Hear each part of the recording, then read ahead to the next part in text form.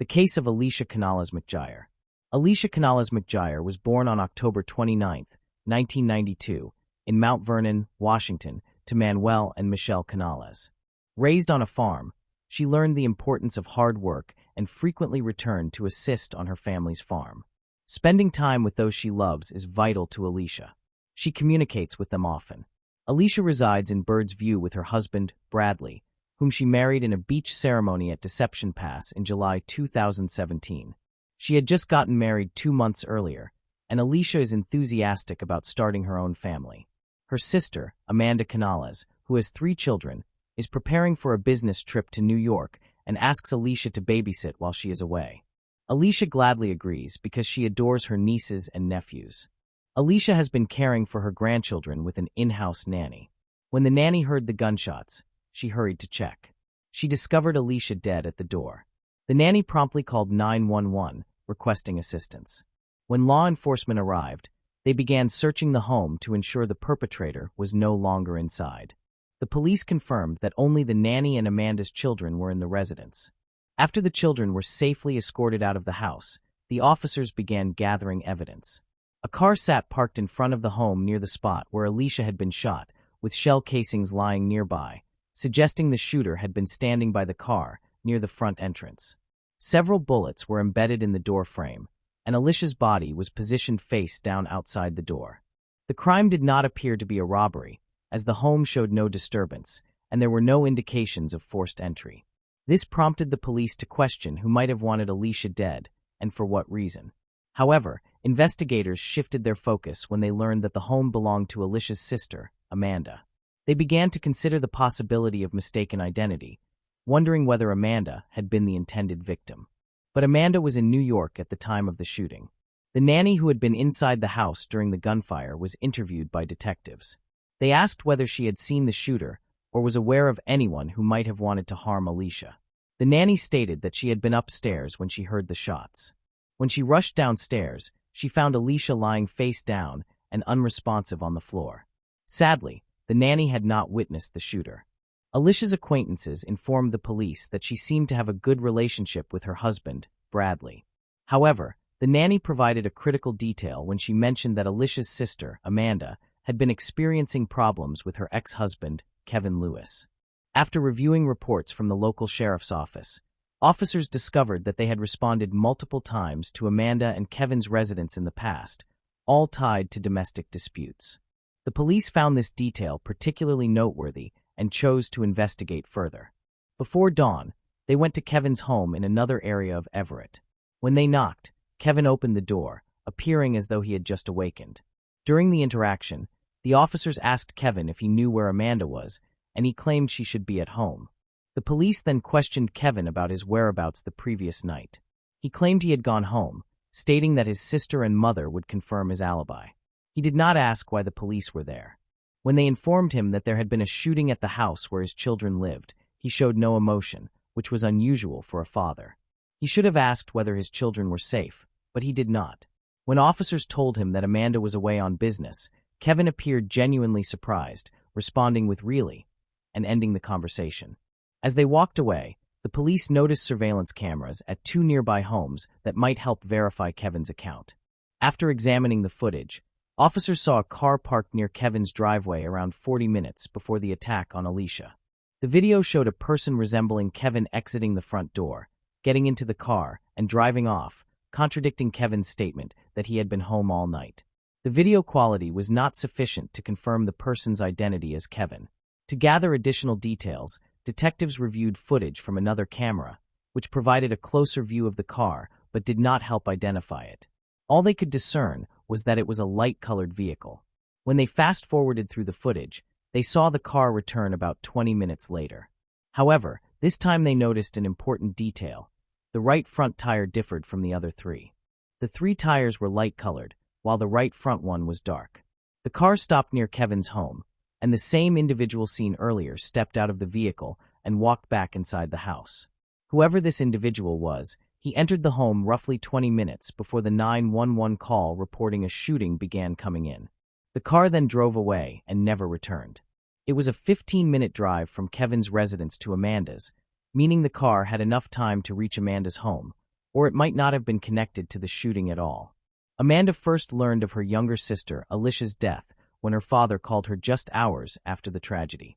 Amanda had been in New York at the time, away from her family. Alicia's death was particularly heartbreaking because she had recently married and was eagerly anticipating starting her own family. When officers questioned Amanda about possible suspects, she immediately identified her ex-husband Kevin as the most likely offender. During their 8 years together, Amanda suffered physical abuse, often leaving her bruised. Even after their divorce in June 2017, Kevin's behavior did not improve. He continued to threaten Amanda, making her fear for her life. After a court ruling in August 2017, Amanda was granted full custody of their 3 young children. The court required Kevin to pay $800 per month. This marked a fresh start for Amanda as she rebuilt her life in Everett, Washington. With the support and love of her family, she overcame the difficulties of being a single mother. Kevin threatened Amanda, telling her he would kill her. As a former soldier, he had been trained. Amanda believed she had been the intended target of the attack, but her younger sister died instead. She even secured a restraining order against Kevin, but he violated it multiple times. Kevin frequently lingered outside her home, looking through windows and terrifying Amanda and her 3 children. Although he repeatedly disregarded the restraining order, he was never charged by law enforcement. In one particularly alarming incident just weeks before her sister was killed, Amanda was violently attacked as she exited her car. She had returned home late at night and parked in the driveway adjacent to her house. She did not see the attacker's face because the assault happened so abruptly, but she was certain that Kevin was responsible. Kevin Lewis, 30, was initially considered the prime suspect in the death of Alicia Canales-McGuire. Police believed he had been targeting his ex-wife. However, Kevin was unaware that Amanda was in New York, nor did he know that Alicia was babysitting Amanda's children while she was away. Police discovered inconsistencies. If the person in the video was truly Kevin, he would have been at home during the entire shooting. Moreover, his sister and mother had provided him with a solid alibi. Consequently, the police continued their investigation into the incident. Upon returning to Amanda's home, officers re-examined the crime scene. Ballistics experts determined that Alicia had been shot with the door partially open. The shooter fired at least 7 shots from outside the house, and then fired additional shots from inside. Evidence indicated that the shooter fired multiple rounds while standing by the garage, then moved toward the door and fired again from inside. Alicia's autopsy revealed that she died from multiple gunshot wounds to the head and torso, with 5 bullets striking her body. 2 of the shots produced gunpowder stippling, indicating they were fired at close range. Although the medical examiner could not determine the precise order of the shots, it is believed that the 2 head wounds may have been the final shots. Forensic analysis confirmed that all 7 shell casings recovered at the scene came from the same type of firearm. The head wounds were consistent with shots fired from close proximity. The shell casings also drew police attention because they were unusual. They were Russian-made, branded as Telemo, which is not a common brand. Investigators hoped to trace the seller or buyer of the ammunition. Upon inquiry, they found that a Walmart near the crime scene had sold the bullets. A Walmart representative informed the police that a man had purchased the ammunition and that surveillance footage of the transaction existed. After reviewing the footage, recorded on September 18th, 2 days before Alicia's death, investigators initially suspected the buyer might be Kevin. However, they discovered the man in the footage was not Kevin. The buyer had paid with a credit card, allowing the police to obtain his identity. After pursuing this new lead, investigators found no connection between the man and Kevin, Alicia, Amanda, or the nanny. Therefore, the police needed additional evidence to advance the case. Amanda stated that at first her relationship with Kevin had been good, but eventually he became violent and began hitting her. Their relationship ended in a contentious divorce, with Amanda being granted full custody of their children and a restraining order in place. Amanda was devastated to learn that it was Alicia who had been killed in the shooting. Believing it to be a case of mistaken identity, she thought the bullets were meant for her and told the police that Kevin was the attacker. However, surveillance footage confirmed that Kevin had been home at the time of the shooting. During the investigation, authorities reviewed the footage from the night of Alicia's death once again. Now investigators noticed something they had previously overlooked. The low-quality recording showed Kevin leaving the house, walking to the car, and getting into the back seat behind the driver. But why was he not in the front passenger seat? Searching for answers, the police concluded that someone else must have been occupying the front passenger seat. Therefore, when the car arrived in front of Kevin's house, there were likely two people inside. Police had no evidence linking Kevin to Alicia's death, but they did collect evidence of his attacks on his ex-wife Amanda and arrested him in November 2018. He was sentenced to 3 years in prison, while Alicia's case remained unsolved for over a year. A breakthrough came in 2019 when a woman contacted the police with critical information. The woman reported that she had attended a party near Spokane where she met a girl who claimed involvement in a murder. This girl, Angelica, boasted about being hired to carry out a crime on York Road, the same location where Alicia was shot and killed. Although Spokane is a 5-hour drive from Everett, police decided to investigate the lead. According to the woman, Angelica claimed that she and her boyfriend were involved in the case, stating that the victim had died from a gunshot wound to the head fired from a corner. They had been hired by the children's father. Additionally, Angelica admitted that they had killed the wrong person. It had been a case of mistaken identity. Police have not publicly released full details of the case. Only law enforcement and family members are aware that Alicia was shot in the head.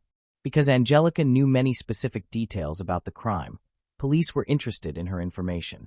During the search for Angelica, investigators discovered her real name was Alexis Hale. On her social media profiles, they found photos of her holding a 9mm pistol, potentially the murder weapon.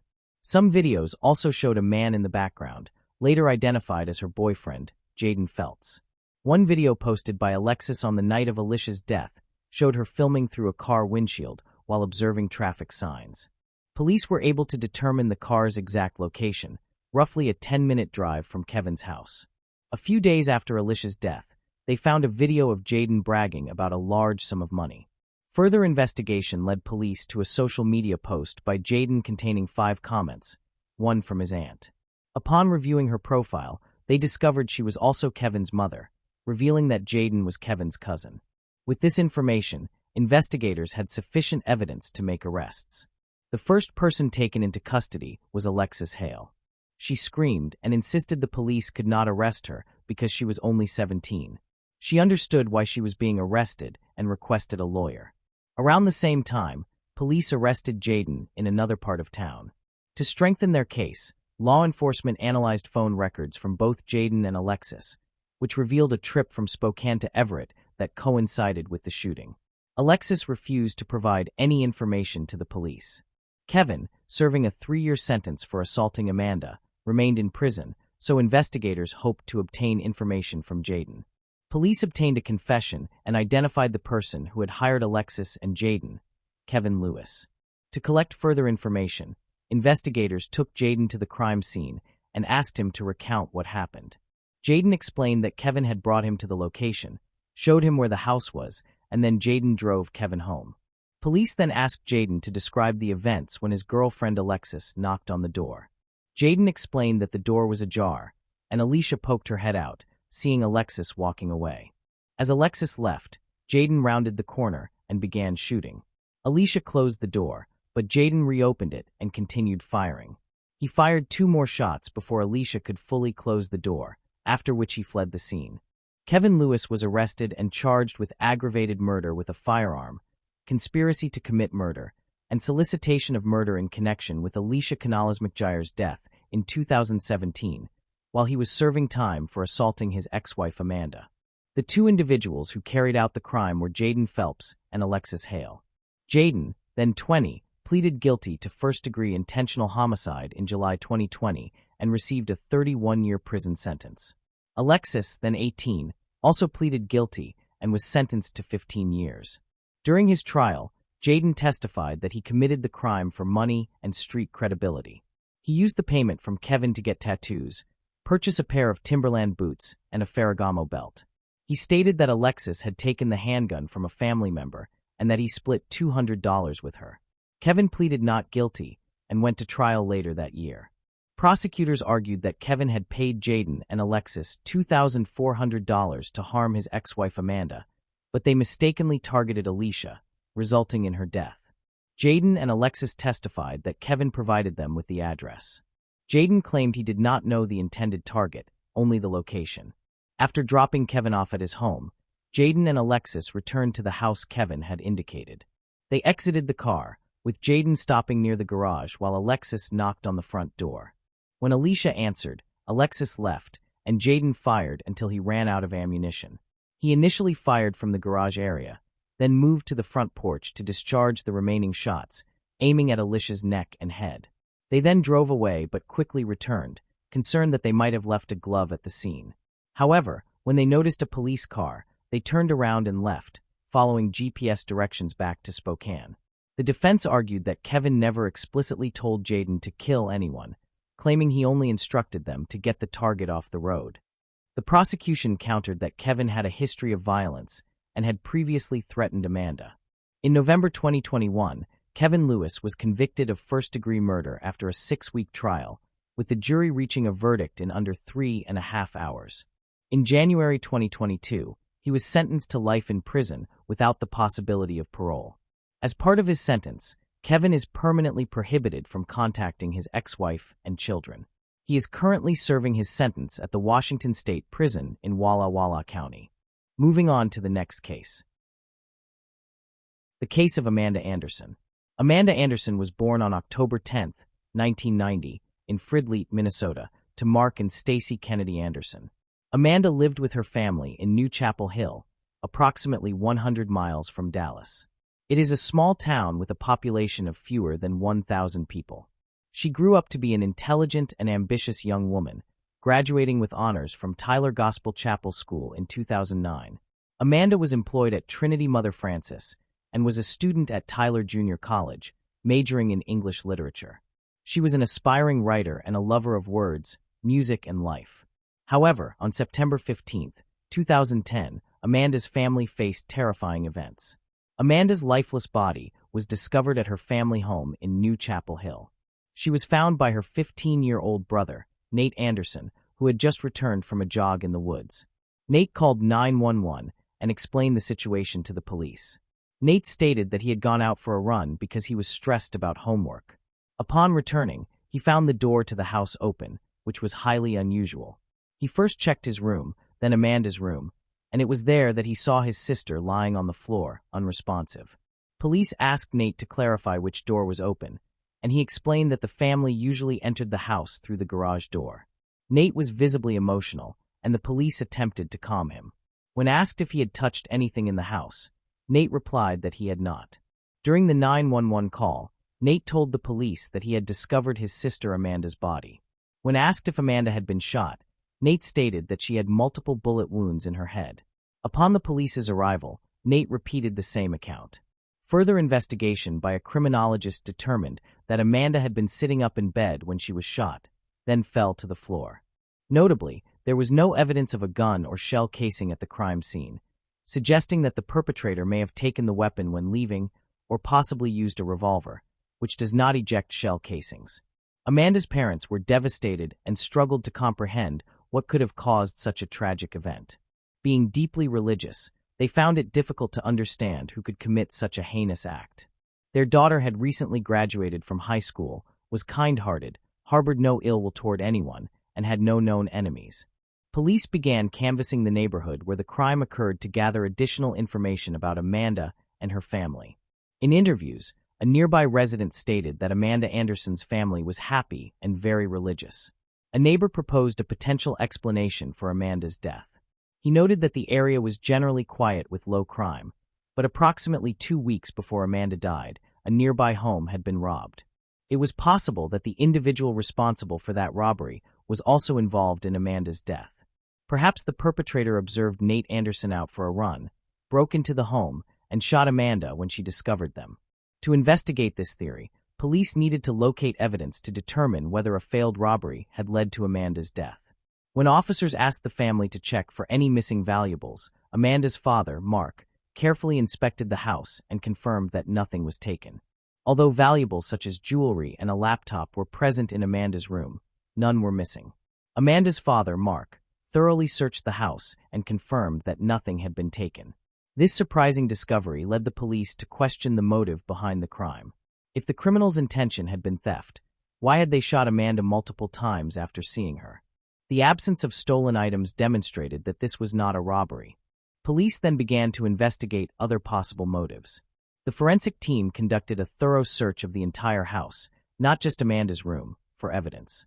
They collected fingerprints and hair, hoping to find samples left by someone outside the household. Additional evidence was obtained from Nate, the individual who first discovered Amanda's body. His clothing was collected to examine potential connections to the crime scene. Initially, Nate's clothing did not appear significant to the police investigation because it showed no visible blood. However, as part of standard procedure to rule out family members as potential suspects, police sent Nate's clothing to a laboratory for further testing, along with other collected evidence. Meanwhile, the police asked Mark Anderson, Amanda's father, to disclose the location of all firearms in the house. It was revealed that the Andersons owned an extensive collection of guns, which was not unusual for a Texas family. They did not actively hunt, but occasionally practiced shooting. Following Mark's guidance, the police discovered and seized more than 10 different types of pistols and rifles, as well as several revolvers. Informants also failed to provide any leads, leaving the police without a clear direction. On September 17, 2010, 2 days after Amanda's death, the police received the autopsy results. The report revealed that Amanda had been shot 4 times, all in the head. Strikingly, any single shot would have been fatal, yet the perpetrator fired 3 additional times. The locations of the bullet wounds on Amanda's head were unusual. The shots had been fired from a small-caliber pistol. 2 wounds were on the top of her head, one near the right temple, and the final one on her forehead. Except for the shot to the right temple, which was fired at a 90-degree angle, all other shots were directed from top to bottom. The nature of these wounds suggested that Amanda's death resembled an execution. The crime scene indicated that .22 caliber bullets had been used. The absence of gunpowder residue around Amanda's head wounds suggested that the shooter was at least a yard away. Based on forensic evidence, police concluded that Amanda knew her killer. 2 key factors supported this conclusion. Amanda had been sitting on her bed, working on her laptop when she was shot, and the shooter was standing beside her. It is likely that if a stranger had entered her room, Amanda would have reacted defensively. However, she took no action, indicating that she was familiar with the shooter and did not perceive them as a threat. The police attempted to identify the killer among Amanda's acquaintances by questioning her friends at college. Her best friend stated that Amanda was cautious, did not interact with strangers, and avoided unknown substances. Amanda was not involved in any illegal activities and had no enemies at college. However, it remained possible that someone had been secretly following Amanda and planning an attack. In an effort to find leads, police spoke with college security regarding any suspicious incidents involving Amanda or other students over the past year. Unfortunately, this inquiry produced no results. A week after Amanda's death, police had found no leads and had not identified any suspects. Amanda's family continued to grieve, desperate for answers about what had happened. To obtain more information, a reward was offered to anyone who could provide useful leads for the investigation. The intention was to encourage individuals with valuable knowledge to come forward. The police station soon received numerous tips, but the majority were unsubstantiated assumptions that hindered rather than helped the investigation. Despite the time-consuming process of verifying each lead, none produced the desired outcome, and ultimately every tip ended in a dead end. Police decided to re-interview Amanda's family, focusing on her personal life, as the nature and number of her wounds suggested a personal motive.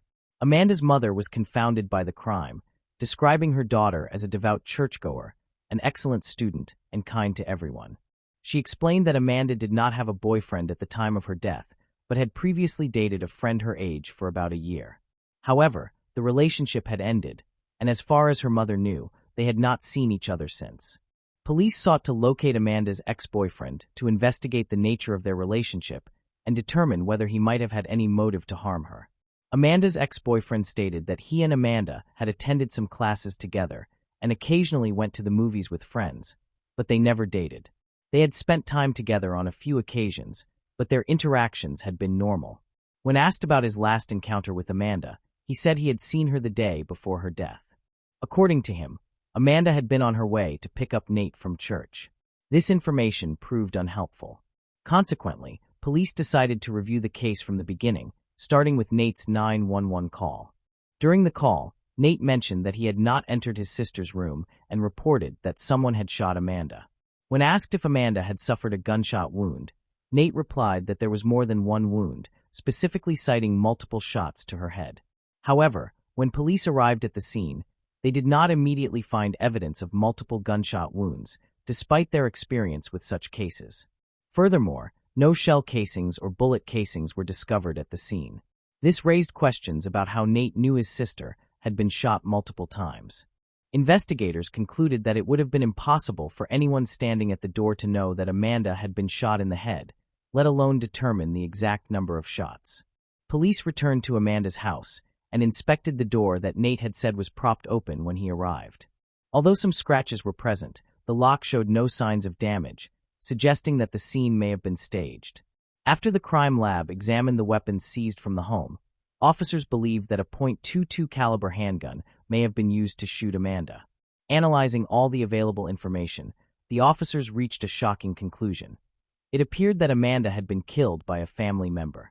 The pistol had been hidden in a secure location, and the killer knew its whereabouts. Furthermore, the person who shot Amanda had later returned the gun to its original location. Amanda's parents were not home on the night of the murder. Her father was having dinner with a friend, and her mother was at work.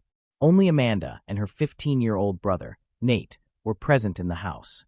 Consequently, all initial evidence pointed to Nate as the primary suspect. However, the police did not understand the motive behind the crime, particularly why Nate would have used their father's gun to harm his sister. To gain a clearer understanding of the events, the police examined the circumstances of that evening more closely. According to Mark Anderson, he had called his daughter to remind her to pick up her mother from work. 12 minutes later, Mark received a call from Nate, who was crying and claimed that someone had shot Amanda. What surprised police was that Nate had called his father before dialing 911. The officers needed concrete evidence before filing any charges, aiming to avoid causing additional pain to Amanda and Nate's parents. Police decided to speak with Mark Anderson without directly accusing their son. However, Nate's parents soon realized that the police suspected him. To gather more information, police asked Mark whether Nate had recently used a .22 caliber pistol.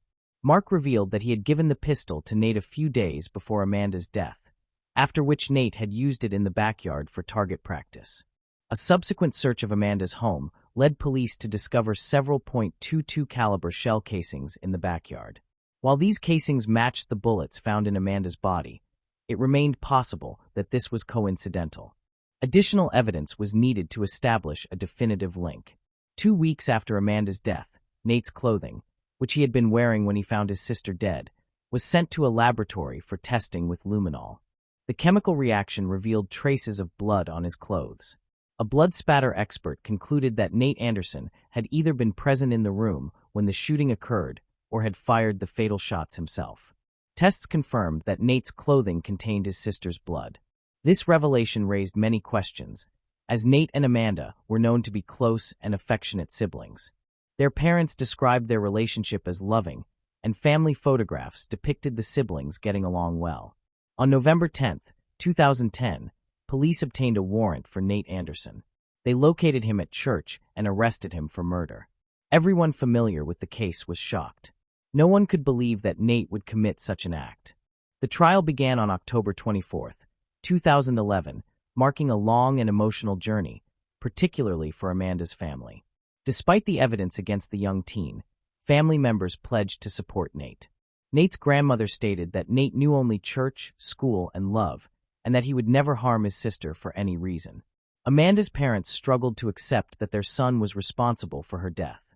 Nate was tried as an adult. An examiner recommended that Nate remain in juvenile court, but the judge disagreed. For the first time, the state presented some of the evidence collected from Amanda's home after her death. Prosecutors claimed that Nate's computer contained a history of repeated visits to adult websites and drawings depicting violent scenes. Additionally, one text message on Amanda's phone referenced that Nate should be shot. When asked by a friend for what, Amanda allegedly replied, "For putting big staples in my head and never helping around the house." Nate Anderson eventually pleaded guilty to a first-degree crime in February 2012 as part of a plea agreement. Prior to his guilty plea, Nate confessed first to a psychologist and then to his parents that he was responsible for Amanda's death. According to a statement released by the parents, Nate told them that he had shot Amanda with a handgun found in their home. Mark Anderson, Nate's father, stated that Nate begged for forgiveness, which he granted. Stacy, Nate's mother, described the pain she endured, despite being a loving mother to both of her children.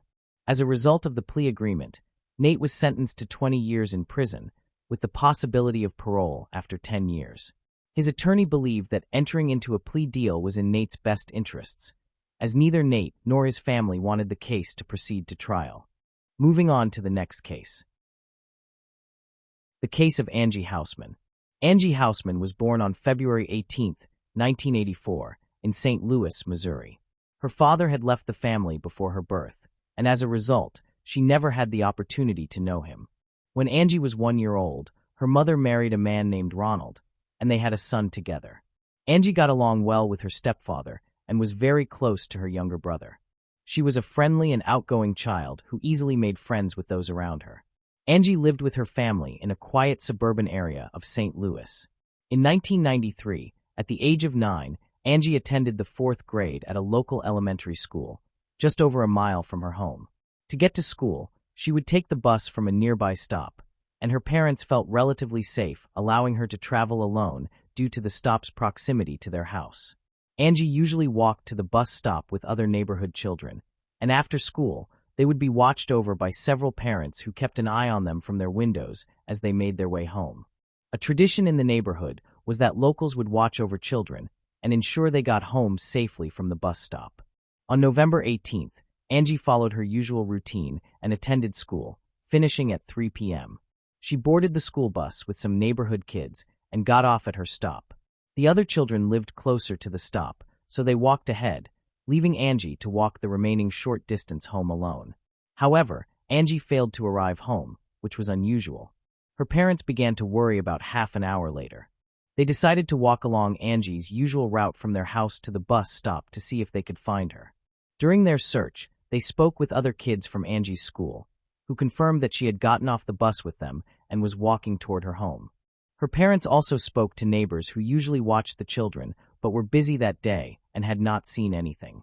Angie's parents and their friends combed the area but could not find her. As night began to fall, Angie's parents decided to call the police for assistance.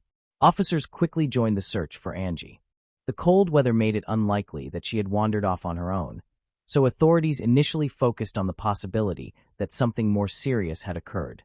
A recent kidnapping in the neighborhood involving an 11-year-old girl just 10 days earlier further heightened their concerns. The man had approached the girl as she got off the school bus and attempted to drag her into the bushes, but she managed to escape. Since the man was still at large, police considered the possibility that he might be involved in Angie's disappearance. Dogs trained to track scents were brought in, and they picked up Angie's scent near the bus stop. The dogs followed the scent for about half the distance to Angie's house, then lost it. This suggested that Angie might have entered a vehicle at that point, leading police to suspect abduction. Authorities also used helicopters with specialized sensors to search the area and examine the banks of a small stream near Angie's home, but they did not find Angie or any of her belongings. The first day of the search for Angie yielded no results, prompting police to reach out to the media for assistance.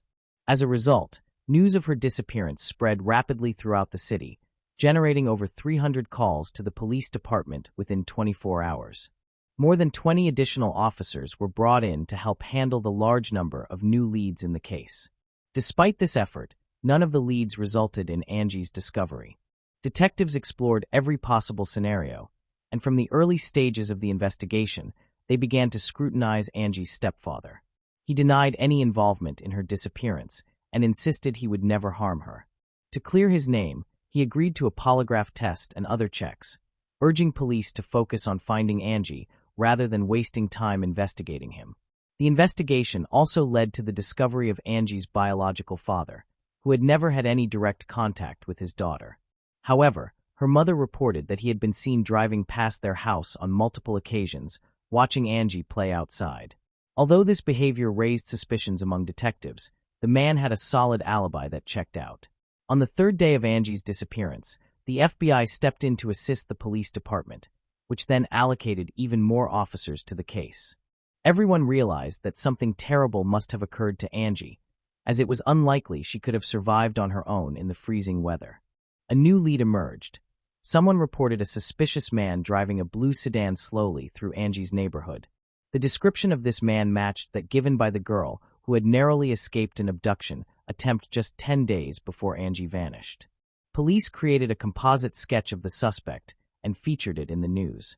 Volunteers distributed thousands of flyers with the sketch, but the man's identity remained unknown. As the case gained national attention, it was covered on television, attracting even more leads. Police carefully examined each new lead, but none led to Angie's discovery. The case also drew in psychics, who began calling Angie's home to share their alleged visions. One psychic claimed that Angie was alive and even provided a specific location where she was supposedly being held, a large national park 25 miles from her home.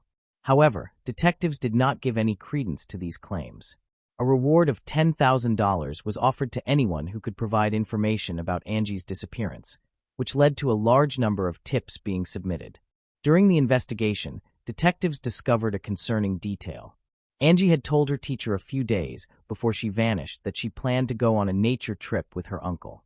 However, Angie's parents were unaware of any uncle, and it appeared Angie had fabricated the story. This led investigators to consider the possibility that Angie might have known her abductor beforehand and referred to them as her uncle. Unfortunately, the conversation with her teacher did not provide any information about this mysterious individual. The investigation stalled, with no progress made in the following days. On November 27th, 9 days after Angie's disappearance, an important development occurred in the case. A hunter contacted police, reporting that he had found a body in the woods of a national park. Upon arriving at the scene, officers were met with a disturbing sight. A young girl's body was tied to a tree, naked, with her head completely wrapped in tape except for her nose. Her hands were also bound with handcuffs. Near the body, police found a bag containing personal items, which were quickly identified as Angie's belongings. Among the items were notebooks bearing her name. After being transferred to the medical examiner, a detailed examination of the body revealed additional shocking facts. The removal of the tape from her head uncovered a piece of underwear lodged in her mouth. Autopsy results indicated that Angie's death had occurred only a few hours before the body was discovered.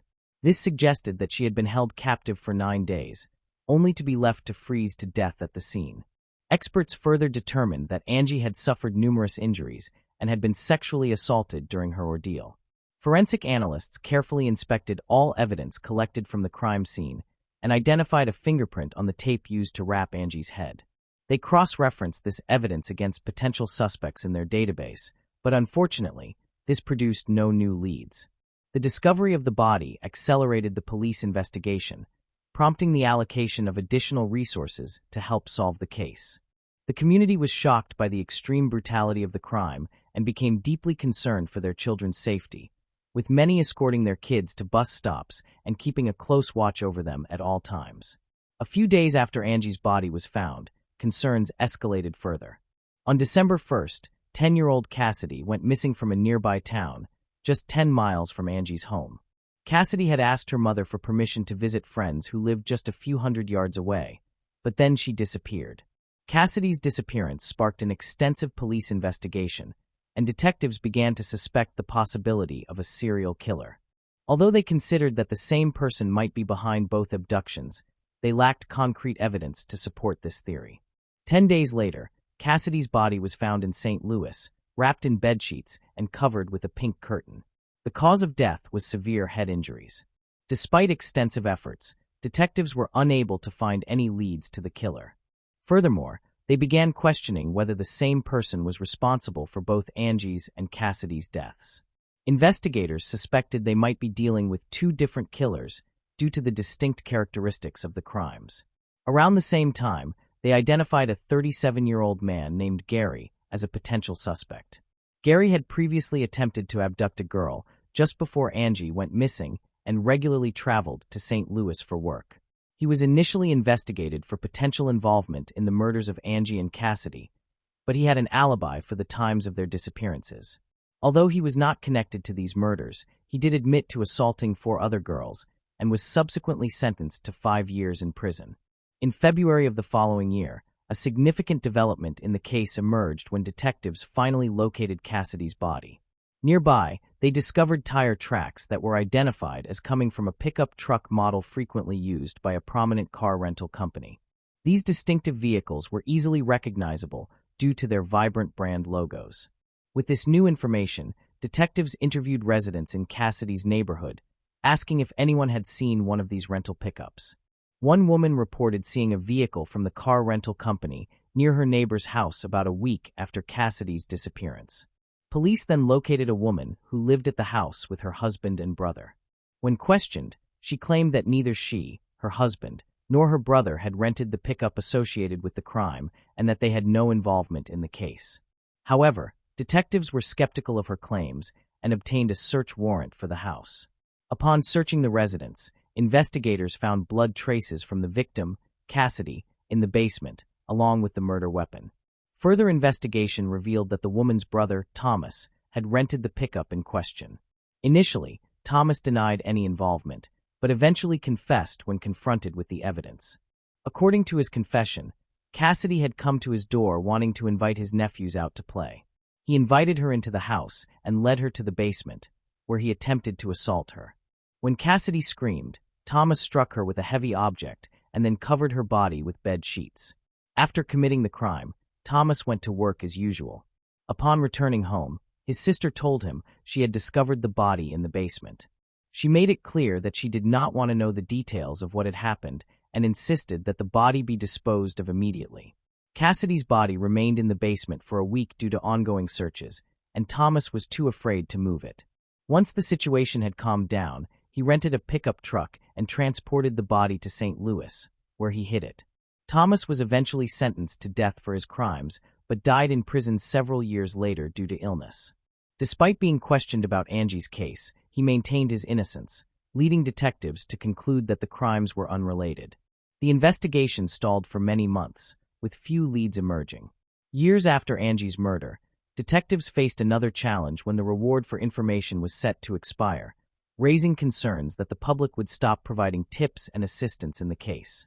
However, in 2001, a local businessman donated $250,000 as a reward for information regarding Angie's disappearance. This large sum of money caused a spike in tips to the police, but unfortunately, none provided clues to solve the case. In 2001, a new development emerged in the Angie Houseman case when Corey Fox, an inmate, turned himself in and confessed to multiple murders, including the murder of Angie Houseman. Corey Fox provided detailed information about Angie's abduction and captivity, including that she had been tied to a tree with her underwear used as a gag. However, upon further questioning, detectives discovered inconsistencies in Corey Fox's confession, such as his incorrect claim that Angie's hands had been restrained with plastic handcuffs instead of iron ones. Further investigation revealed that Fox had fabricated portions of his account, likely influenced by extensive media coverage of Angie's case. Around the same time, another tragic incident occurred in 2002, the abduction and murder of a 6-year-old girl, which briefly reignited public interest in Angie's case.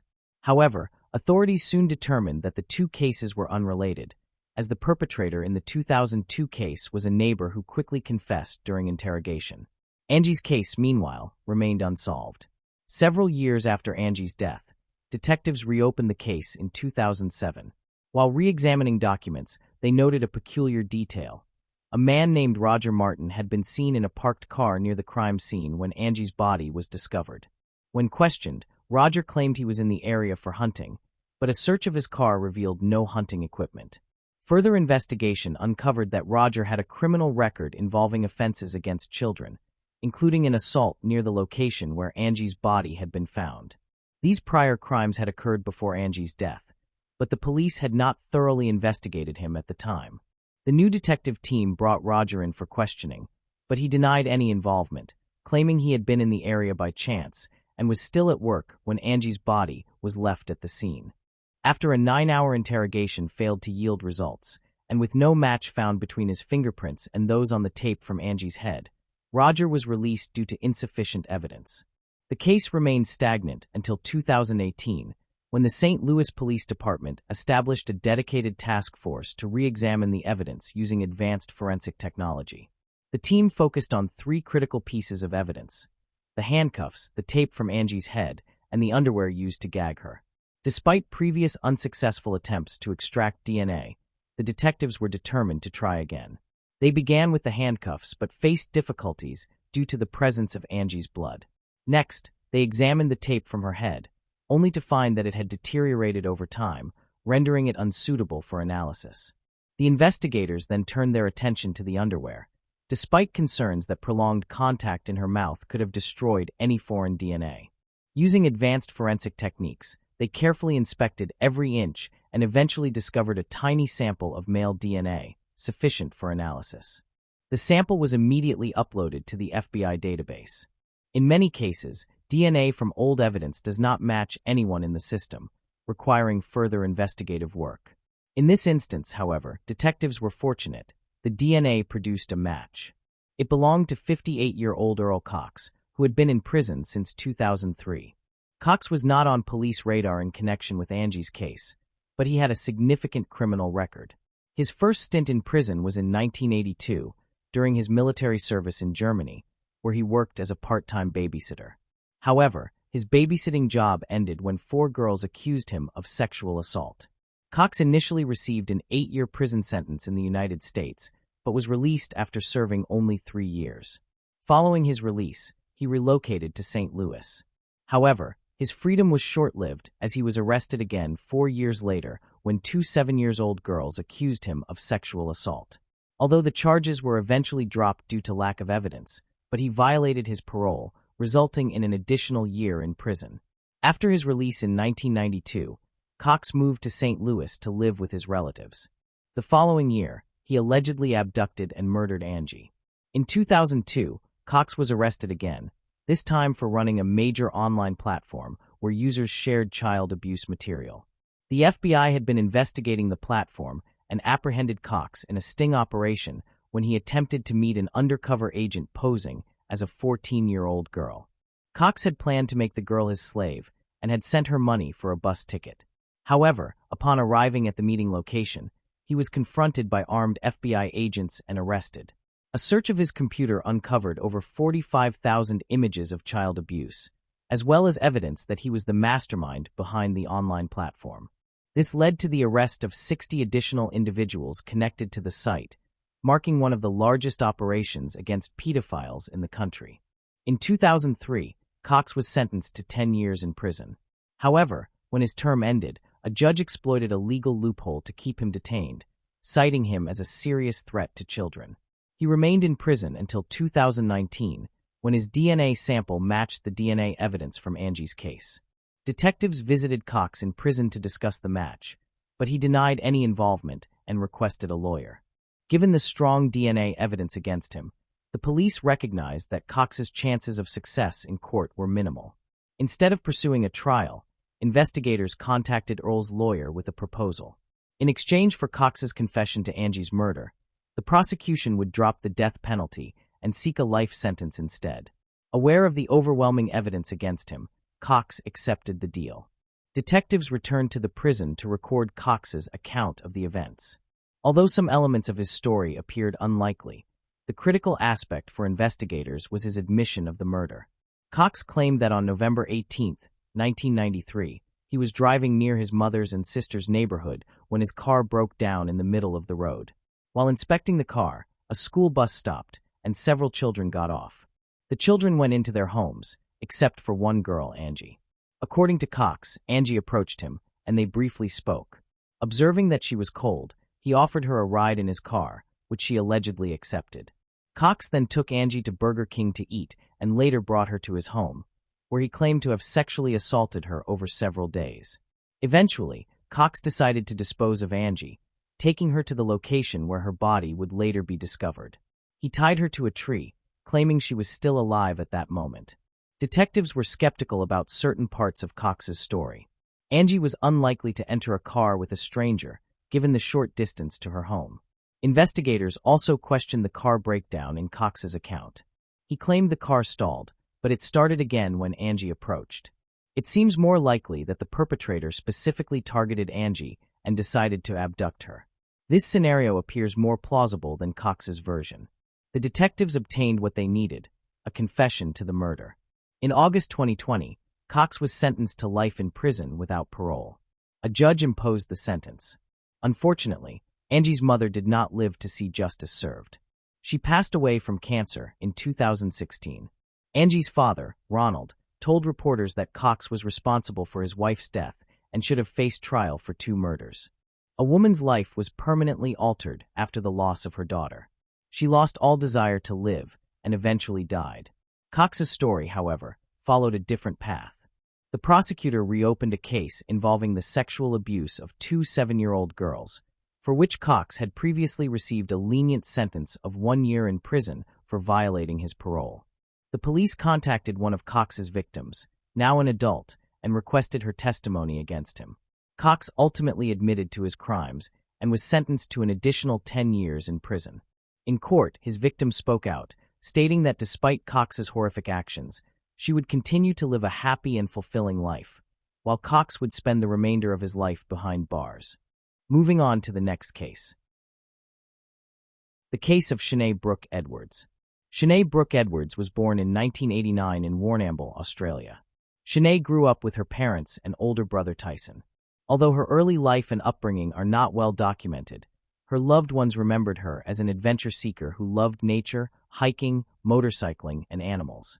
She was a kind-hearted, genuine person who formed deep, sincere connections with others, showing generosity, patience, love, and kindness to everyone she met. In 2019, Sinead traveled to Georgia, a country that had long fascinated her with its natural beauty, rich history, and landmarks. Her boyfriend, Maury El Sayed, a Lebanese national, had planned to join her in Georgia but was unable to do so because the country's borders were closed to unvaccinated individuals at the time. Sinead resided in Tbilisi, the capital of Georgia, where she worked as an English teacher. This allowed her to support herself financially while exploring the country and visiting new destinations. She formed close bonds with like-minded friends who shared her passion for travel. On July 29, 2021, Sinead uploaded a photo to her social media profile, captioning it with the single word joy. The image was taken during a scenic motorcycle ride, an activity she thoroughly enjoyed. The following day, July 30, 2021, Sinead decided to hike up Meticulously, a popular tourist attraction situated in the heart of Tbilisi. According to her friends, Sinead would often take leisurely strolls in the wooded area near the mountain, and she had never encountered any issues or threats to her personal safety. On July 30, 2021, Sinead left her residence around 3:30 p.m. and was last spotted near the Church of St. Michael of Tavare, located at the foot of Mount Meticulously, which serves as a starting point for hikers. Sinead was scheduled to meet friends at a cafe in the capital city, but she failed to appear. When attempts to reach her by phone proved unsuccessful, her friends decided to file a missing persons report with the local authorities. Meanwhile, a friend of Sinead's living in California grew concerned and placed a call to Sinead's phone. When the call was answered, Sinead could be heard screaming, "Please let me go, okay? Just let me go," indicating that she was being attacked and desperately seeking release. The call was abruptly disconnected, and when Sinead's friend tried to call back, there was no answer. There are conflicting accounts of what Sinead's friend in California did next. According to some reports, she posted an urgent message to a Facebook group comprised of expats living in Georgia, asking someone to alert the police to the disturbing phone call. Other sources claim that Sinead's friend directly contacted the Georgian police and relayed the distressing details. It is certain that within hours of Sinead making a frightening phone call, Georgian police became aware of it and began to investigate. Hundreds of police officers and volunteers were deployed to search the area, focusing on the slopes of Mount Meticulously. The search party utilized search dogs and drones, but Sinead remained missing. By sunset, her phone was still off, and she had not visited any local hospitals. This lack of progress was ominous, as confirmed the following day. Tragically, on July 31st, after an extensive search, 31-year-old Sinead Brooke Edwards was discovered deceased near a hiking trail.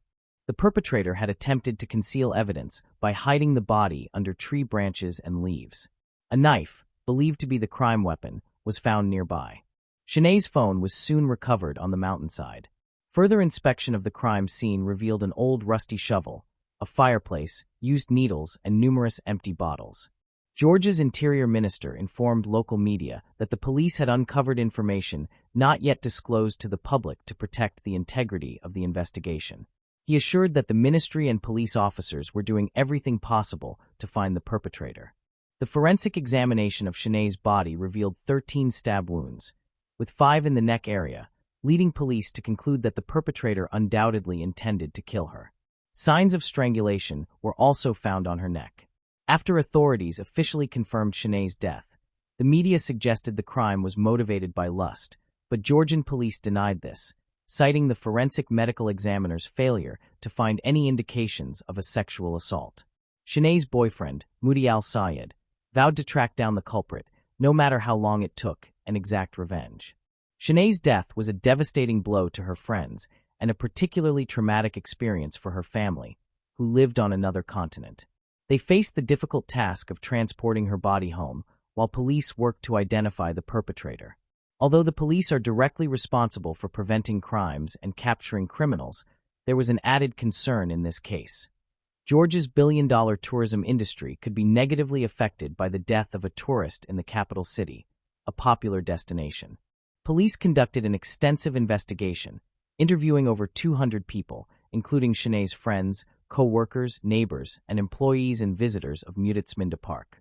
They examined the roots of the case and reviewed video footage of Shanae's movements on the day she went missing. In an expat Facebook group, a local woman reported hearing a woman screaming on the trails below Meticulously Park about an hour after Shanae left home. Another woman in the same group claimed to have witnessed a disturbing scene on the mountain the day before Shanae went missing, in which a man was seen aggressively assaulting a woman in the same area where the crime eventually occurred. At the same time, laboratory analysis of the crime weapon revealed a male DNA sample, but no matches were found in the Georgian police database. Consequently, the samples were sent to the databases of 194 Interpol member states for further checking. Witness interviews revealed that Shanae had no enemies, no history of conflict with anyone, and no association with individuals of questionable character, suggesting she may have been a random victim of a crime with an unclear motive. The police conducted a meticulous investigation, collecting genetic samples from several dozen individuals who could potentially have been involved in the crime, and subjected each to rigorous scrutiny. Following a thorough and multifaceted investigation, authorities were able to narrow down the list of suspects until they found a DNA match. 40 days after Shanae Brooke Edwards' death, the Georgian police released a statement announcing the arrest of a 33-year-old man, Rafael Marsikulov, a Georgian citizen born in 1988. The evidence gathered during the investigation, including testimony, surveillance footage, genetic tests, and other proof, led to his arrest on September 8th. Marsikulov's lawyer stated that his client denies all charges, including robbery and the murder of Shanae Brooke Edwards, and has pleaded not guilty. The lawyer claimed that Marsikulov was not involved in the case and had chosen to exercise his right to remain silent. After Marsikulov's identity was made public, his image was broadcast on television. A woman from the Georgian capital posted on Facebook, revealing that her friend had been attacked by 2 men on Mount Meticulously a few months prior. Although the police were aware of the perpetrators' identities, the case had been closed. She suggested that if the authorities had acted properly, the Australian girl might still be alive. Additionally, Marsikulov's own Facebook page revealed that he was an activist for the ruling Georgian Dream Party. On September 10, 2021, the Tbilisi court denied Marsikulov's request for bail while awaiting trial, keeping him in custody. Police had obtained strong physical evidence, as well as damning testimony from Marsikulov's brother and wife, who revealed that he had confessed to the crime at home. He had warned them that if they told anyone about his involvement in Shanae Brooke Edwards' attack, their young child would face the same fate. In October 2021, the Edwards family wrote a heartfelt letter describing Shanae's personality and expressing gratitude to everyone who had supported them. They specifically thanked the Georgian government for financial assistance in repatriating Shanae's body and the Georgian people for their ongoing love, attention, and support during this tragic period. In February 2022, the first hearing in the case took place under Georgian law. Marsikulov faced a possible sentence of 16 to 20 years in prison. At the trial, He chose not to remain silent and pleaded guilty to robbery, but he denied intentionally taking Shanae's life. The prosecutor argued that the 13 stab wounds, including 5 to the neck, indicated Marsokolov's intent to kill the victim. After his knife broke, he even strangled Shanae. The defense claimed that Marsokolov had mental health issues and was in an abnormal state during the crime. However, a psychological examination found him sane, allowing the court to impose a meaningful punishment based on the severity of the offense. The prosecutor noted that Marsokolov's blood tested positive for powerful drugs at the time of his arrest, but this did not diminish his culpability. Marsokolov admitted his guilt and apologized to Shanae Brooke Edwards' family in his final statement. According to the alleged motive, he had intended to steal Shanae's iPhone 12, but his plan was thwarted when she threw the phone into a ravine. Only 2 people knew what had happened that day, and sadly, one of them was no longer alive to tell the tale. The prosecution requested a postponement of the sentencing so that the victim's brother, Tyson Edwards, could attend the hearing. In a statement, Shanae Brooke Edwards' family urged the Georgian justice system to impose a life imprisonment sentence on Rafael Marsokolov, citing the tragic and devastating loss of their loved one, who left behind many grieving friends and family members. On March 9, 2022, a trial was held at which Marsokolov was found guilty. Representing the family, Shanae's brother Tyson again requested that the defendant be given a life sentence. Marsokolov apologized to Tyson Edwards, claiming he was not that kind of person and had simply found himself in this situation. Ultimately, 33-year-old Rafael Marsokolov was sentenced to 20 years imprisonment, the maximum penalty allowed under Georgian law. Moving on to the next case. The case of Shanae Brooke Edwards. Shanae Brooke Edwards was born in 1989 in Warrnambool, Australia. Shanae grew up with her parents and older brother Tyson. Although her early life and upbringing are not well documented, her loved ones remembered her as an adventure seeker who loved nature, hiking, motorcycling, and animals. She was a kind-hearted, genuine person who formed deep, sincere connections with others, showing generosity, patience, love, and kindness to everyone she met. In 2019, Shanae traveled to Georgia, a country that had long fascinated her with its natural beauty, rich history, and landmarks. Her boyfriend, Mori El Sayed, a Lebanese national, had planned to join her in Georgia but was unable to do so because the country's borders were closed to unvaccinated individuals at the time. Shanae resided in Tbilisi, the capital of Georgia, where she worked as an English teacher. This allowed her to support herself financially while exploring the country and visiting new destinations. She formed close bonds with like-minded friends who shared her passion for travel. On July 29, 2021, Shanae uploaded a photo to her social media profile, captioning it with the single word joy. The image was taken during a scenic motorcycle ride, an activity she thoroughly enjoyed.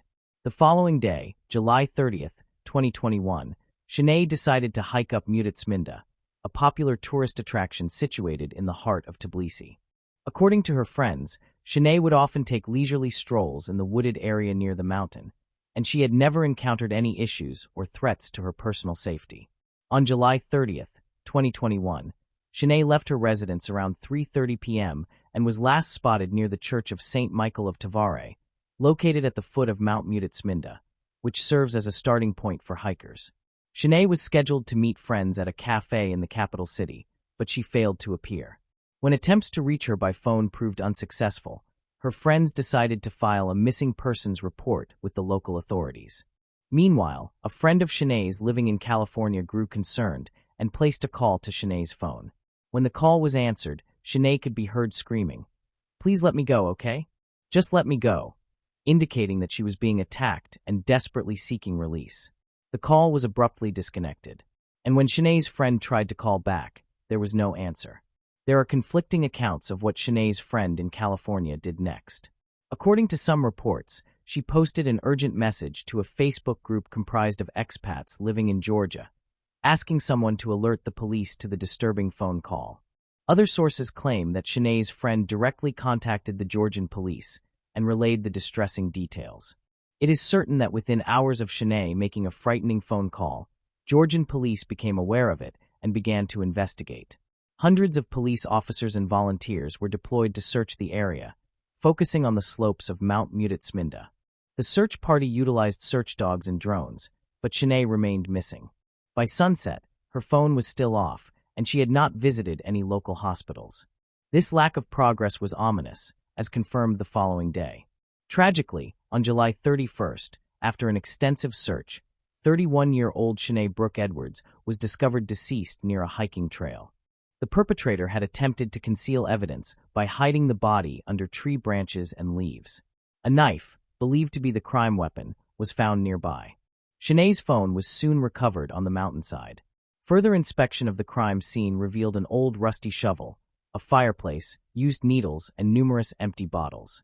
Georgia's interior minister informed local media that the police had uncovered information not yet disclosed to the public to protect the integrity of the investigation. He assured that the ministry and police officers were doing everything possible to find the perpetrator.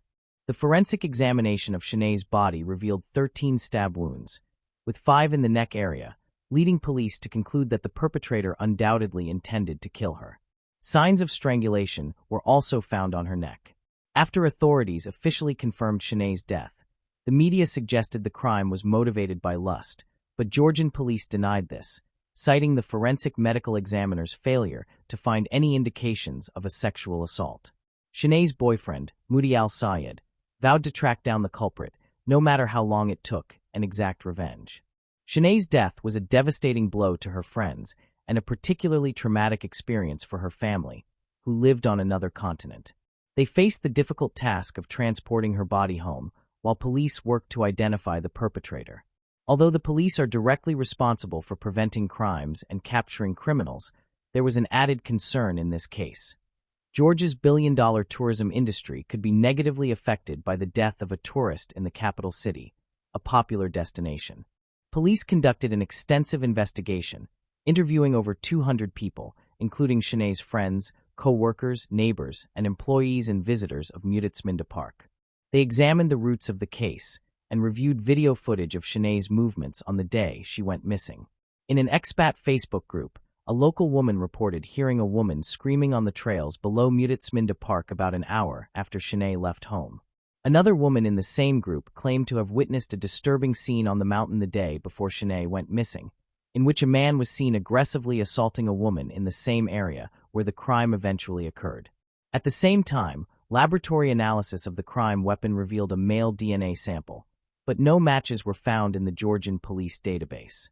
Consequently, the samples were sent to the databases of 194 Interpol member states for further checking.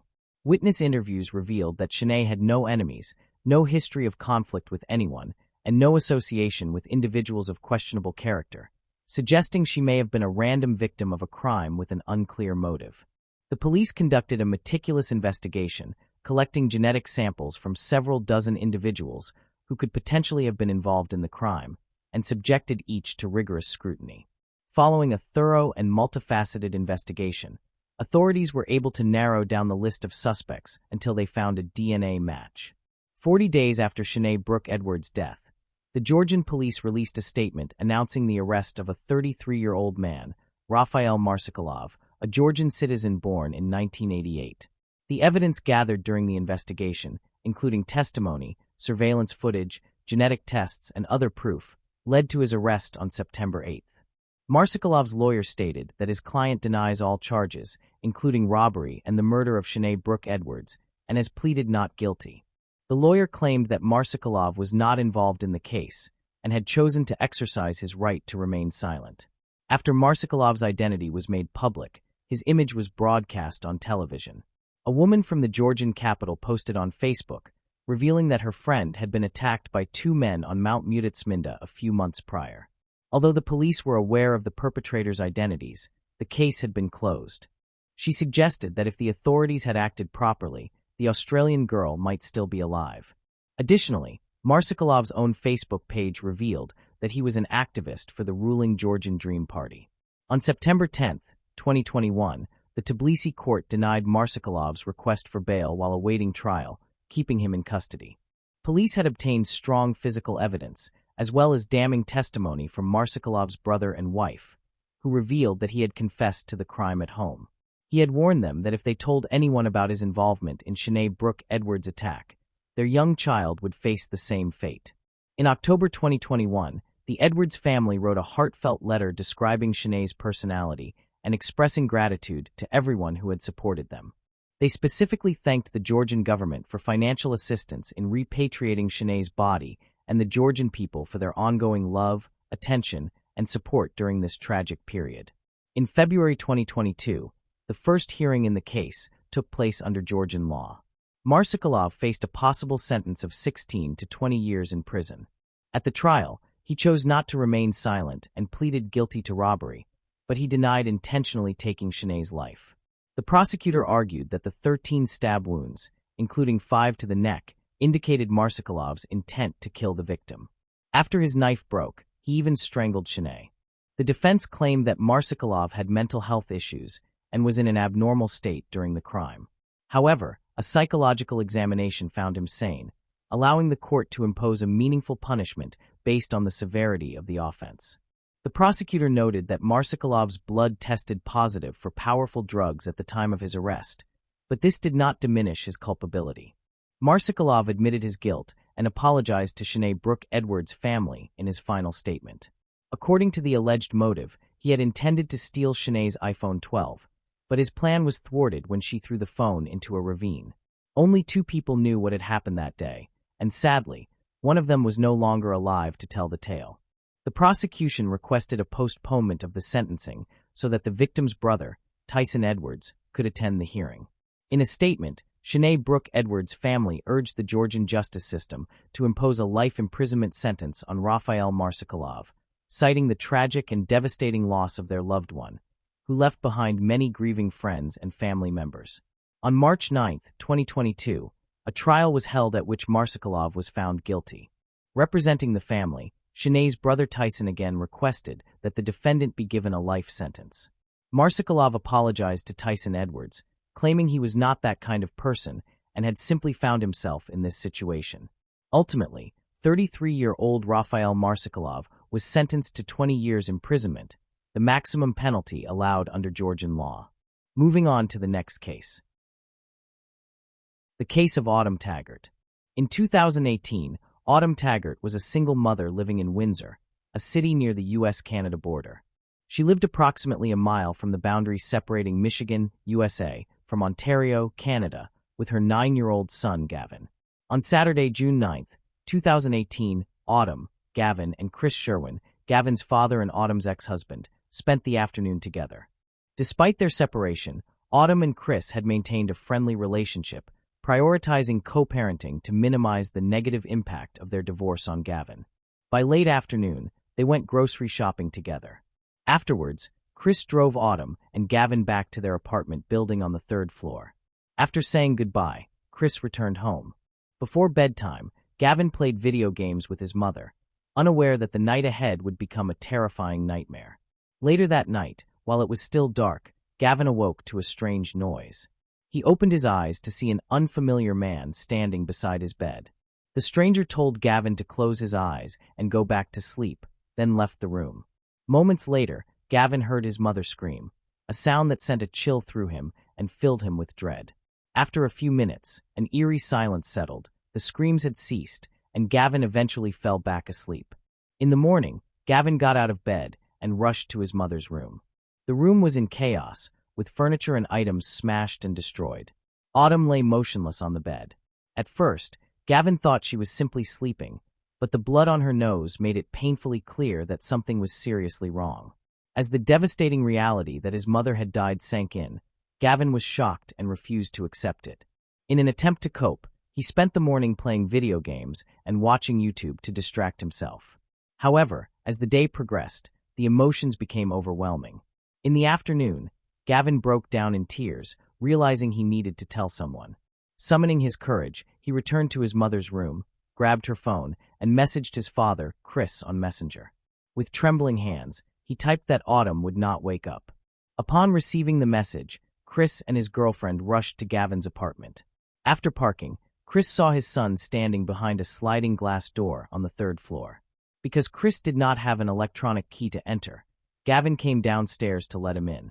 Chris asked his son to stay with his girlfriend while he checked on Autumn, who remained unresponsive. Upon entering the apartment and bedroom, Chris found Autumn pale, bruised, and with a bloody nose. He immediately called 911, and both police and paramedics responded. The paramedics pronounced Autumn dead, citing the severity of her injuries and signs of a struggle in the bedroom, ruling out an accidental cause.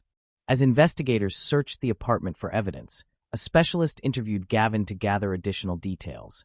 The boy explained that a stranger had entered their home and told him to go back to sleep, and that he had heard his mother's screams, which eventually stopped.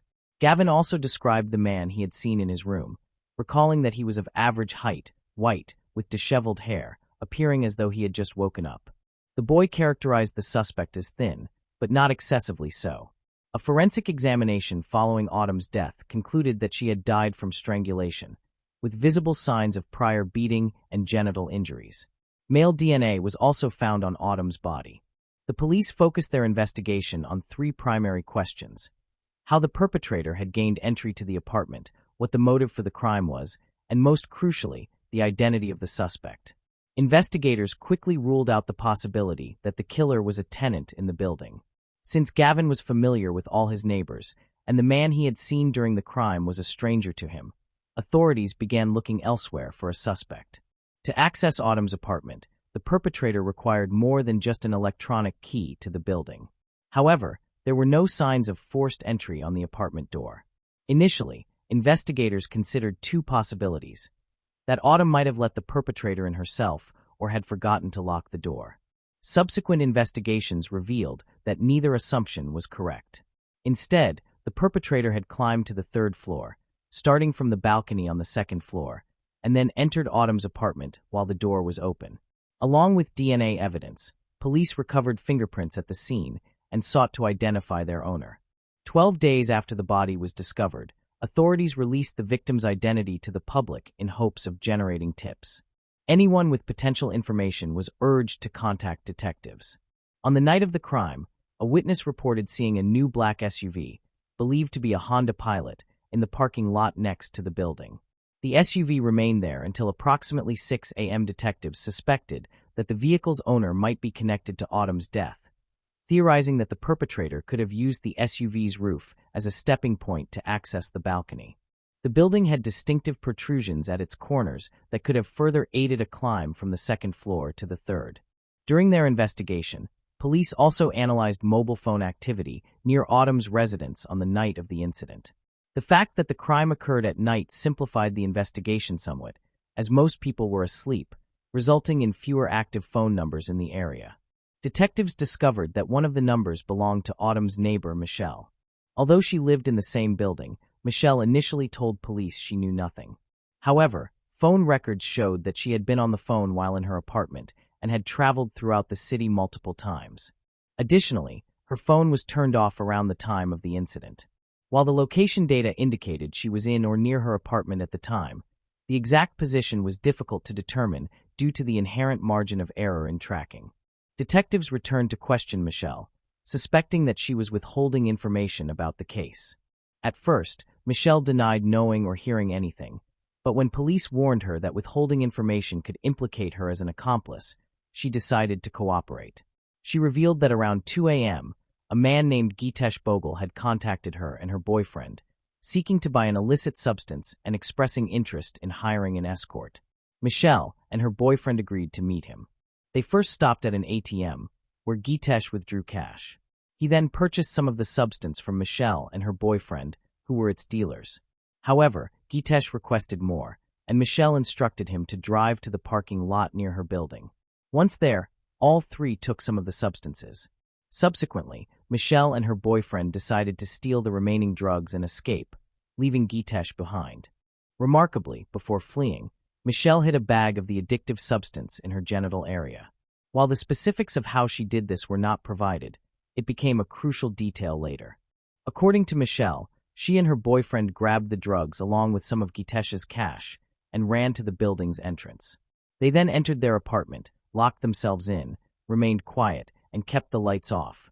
Because Gitesh did not have an electronic key, he could not enter the building. He also refrained from shouting or honking, fearing someone might alert the police.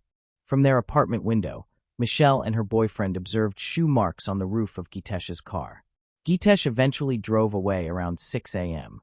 Investigators hypothesized that Gitesh had attempted to sneak into the building to retrieve the stolen drugs and money, but not knowing Michelle's apartment, he likely entered Autumn's apartment by mistake.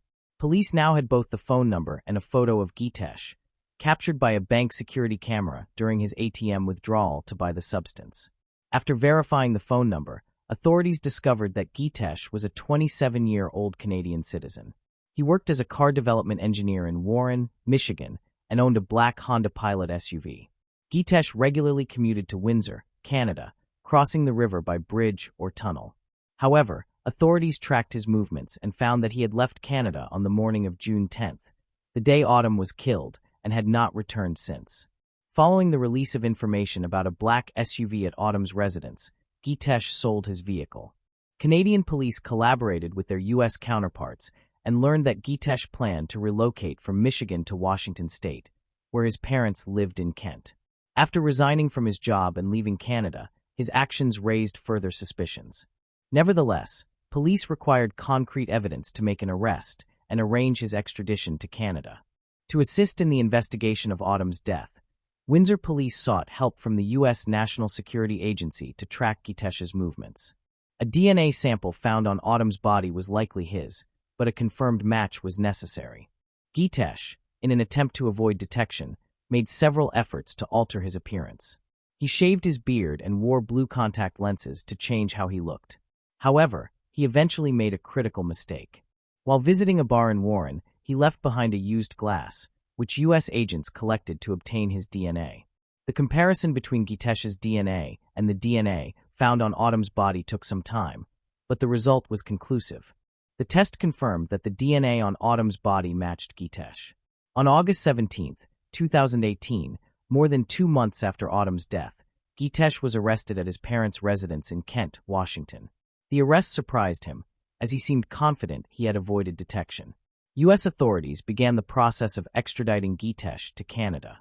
In the extradition documents, the prosecutor stated that Gitesh posed a societal threat, was unpredictable, and at risk of fleeing.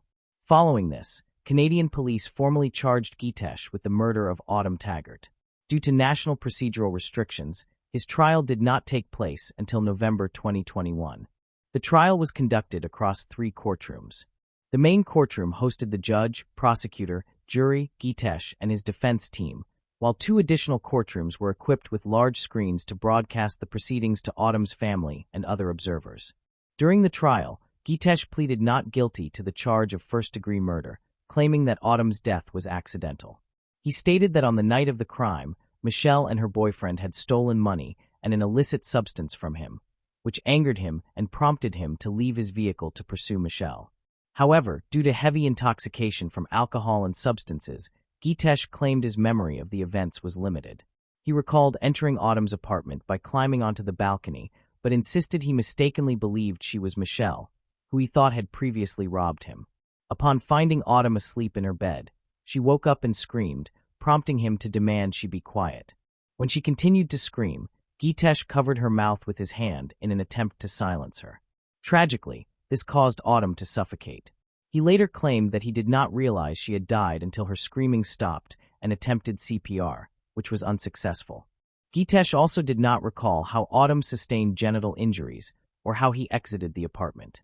His lawyers argued that the crime was not premeditated, citing his extreme intoxication and impaired control over his actions. They claimed that covering Autumn's mouth was not a deliberate act intended to take her life. According to defense attorney Peter Thorning, Tesh was too intoxicated to fully comprehend the consequences of his actions.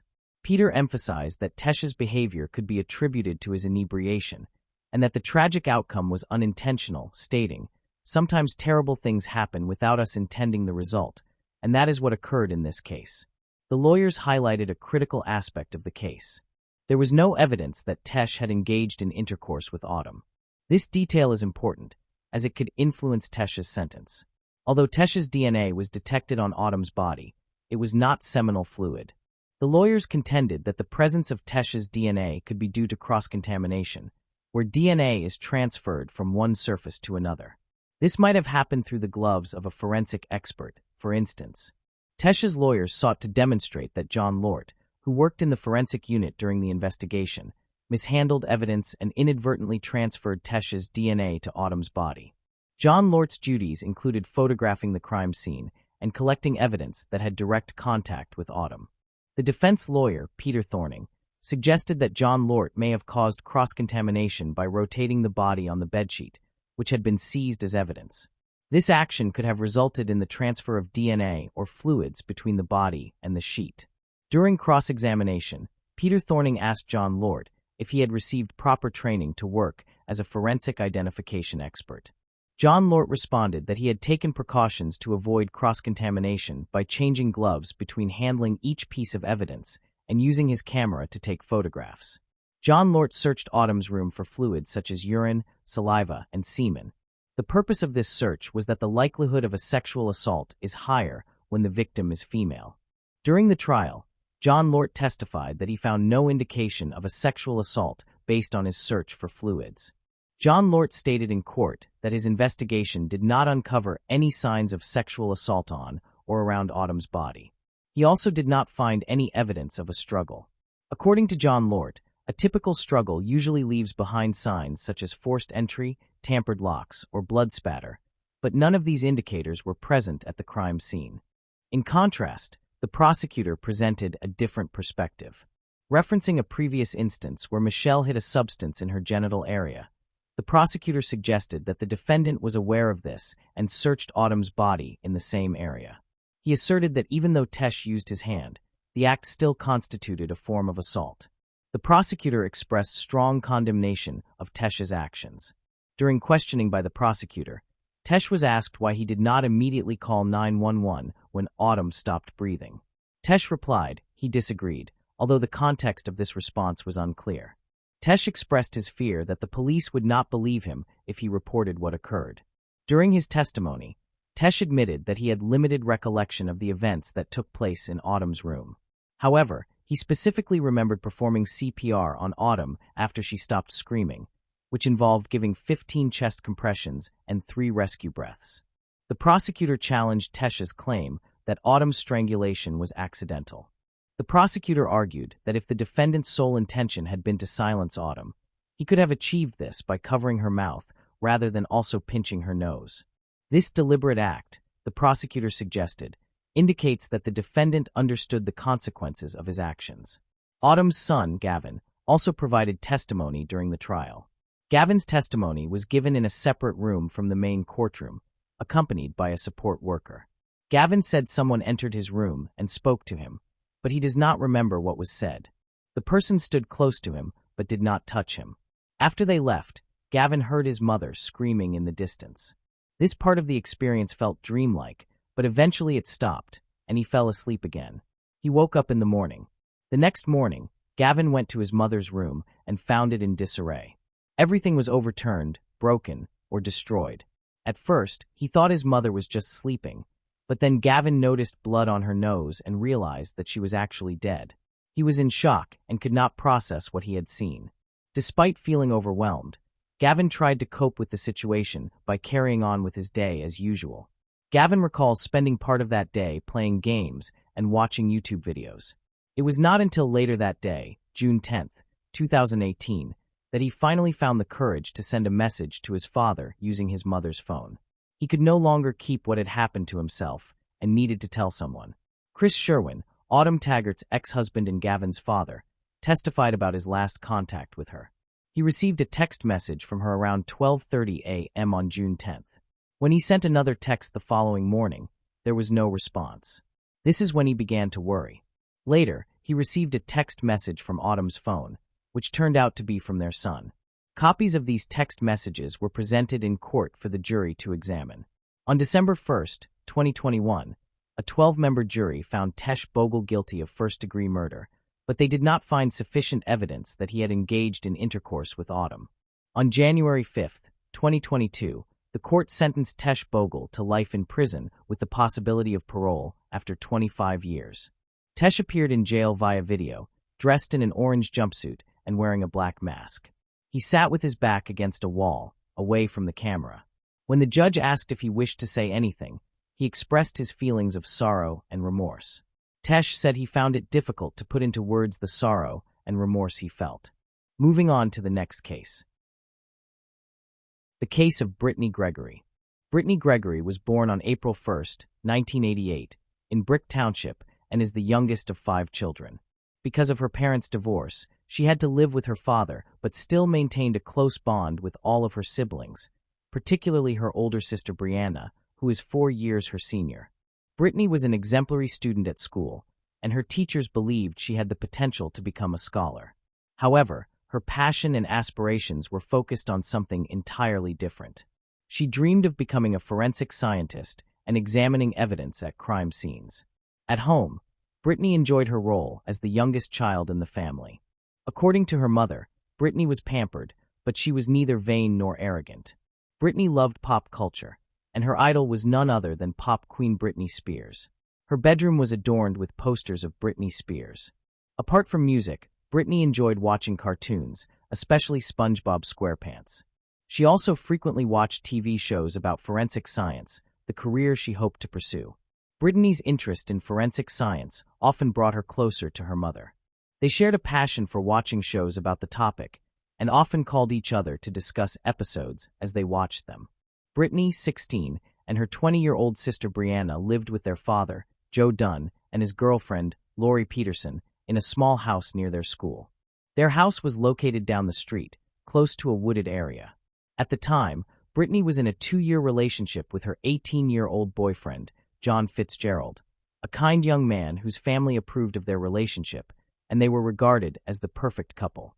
On Sunday, July 11, 2004, Brittany's mother, Deborah, and her sister, Brianna, were visiting her brother and his wife, who had a newborn daughter, in South Toms River, 15 miles from their home. That evening, Brittany called her mother on her cell phone at around 8:30 p.m., asking for a ride to John's house. However, Brittany seemed upset. Her mother explained she was out of town and could not drive Brittany, but said her sister Brianna could be there in about an hour. Brittany agreed to wait for her sister. Approximately 45 minutes after Brittany's call, Brianna was free and tried to call her back. However, her call went unanswered, leading Brianna to assume Brittany was either asleep or had gone to John's house with someone else. The next morning, when Brianna returned home, she discovered Brittany was gone, but all her belongings, including her phone, remained in the house. This seemed unusual, as Brittany rarely left her phone behind and usually informed her family of her plans. Brianna contacted Brittany's friends, but none knew of her sister's whereabouts. After failing to reach Brittany, Brianna decided to call John. According to him, he last spoke to Brittany on Sunday morning, and they had not seen or spoken to each other since. Lori Peterson, a family friend who lived with them, stated she returned home around 10 p.m. on Sunday and did not find Brittany there. Brianna reported her sister missing to the police, sensing something was wrong. Initially, the police did not believe Brittany had truly disappeared, thinking she might have run away or been with friends. However, Brianna explained that she had contacted Brittany's friends and her boyfriend, none of whom had any information about her whereabouts. Brianna was convinced that her sister Brittany had not run away from home because she was a conscientious student who spent most of her time at the library. Brittany also never left the house without notifying anyone, and all her personal belongings, including her phone and money, remained at home. Initially, the police suspected that Brittany had run away, but after speaking with Brianna, they initiated a thorough investigation. First, they went to Brittany's house to examine her room for clues. They confirmed that her purse, containing her phone, ID, and makeup, was still present, but they did not discover anything unusual. Police interviewed everyone living in the house and eventually ruled out the possibility that Brittany's relatives were involved in her disappearance. Next, they expanded their search to the surrounding area, checking nearby homes, examining property, and interviewing neighbors. They were seeking potential witnesses who may have seen or heard anything suspicious. While searching, officers noted that Brittany's house was at the end of the road, close to a wooded area. When speaking to neighbors, they did not observe anything unusual except for a woman who claimed to have seen Brittany walking down the road toward the wooded area. Numerous police interviews with her family, neighbors, and teachers revealed that no one had anything negative to say about Brittany. Everyone spoke very highly of her. However, her sister Brianna mentioned that Brittany and her boyfriend John had been arguing frequently recently, including on the day she disappeared. This argument upset Brittany, and she wanted to visit John that evening to reconcile. To better understand John's relationship with Brittany, the police asked him to come to the station for questioning. At the station, John stated that his last phone conversation with Brittany occurred on Sunday morning. At that time, he was at the beach with friends, which upset Brittany because she was not there. The argument led to them not speaking to each other since then. John also disclosed that he and Brittany had recently broken up. Although she knew he was seeing someone else, Brittany struggled to accept the breakup. According to John, he had no plans to see Brittany on the night she went missing and did not know she intended to come to his house. He attributed the breakup to a rumor that Brittany had kissed another man at a party, which he had not witnessed. However, this rumor prompted him to end their relationship and begin dating someone else. John last saw Brittany on July 10th, the day before her disappearance, when she gave him a letter. In the letter, Brittany expressed her desire to make amends. After receiving John's permission, the police examined the letter, which contained Brittany's apology for her actions and her wish to remain friends with him. John appeared genuinely concerned and worried about Brittany's disappearance. Despite initial suspicions, the police had no evidence linking him to her disappearance. After passing a lie detector test, he was cleared as a suspect. However, John provided one important detail to the police. He revealed that Brittany often took a shortcut through the woods behind her father's house to visit him. This new information added complexity to the case, leading police to consider the possibility that Brittany had attempted to reach John's house, a mile away, by walking through the woods on the night she disappeared. It was nighttime when Brittany went missing, making it likely that she became lost in the dark woods along the path she had taken. To locate her, the police launched a search in the woods near her home. However, being in the woods at night is frightening and dangerous, and the question of why a young girl would not be afraid to walk through the dark woods was puzzling. The search in the woods lasted 3 days, but yielded no results. Just when the investigation seemed stalled, the police received information from a woman who claimed to have been in a nearby park on the night Brittany disappeared. The woman said she had been with her brother in the quiet, deserted park, with no cars in sight except for one, a Chevrolet pickup truck with distinctive wheels that had driven past. The woman had noticed the car and even remembered its license plate number. After verifying the information, the police discovered that the car belonged to Anthony Geiger, 23. To determine whether Anthony was involved in Brittany's disappearance, the police began investigating his background. Their findings revealed that Anthony had been the ex-boyfriend of Bobby Joe, Brittany's older sister.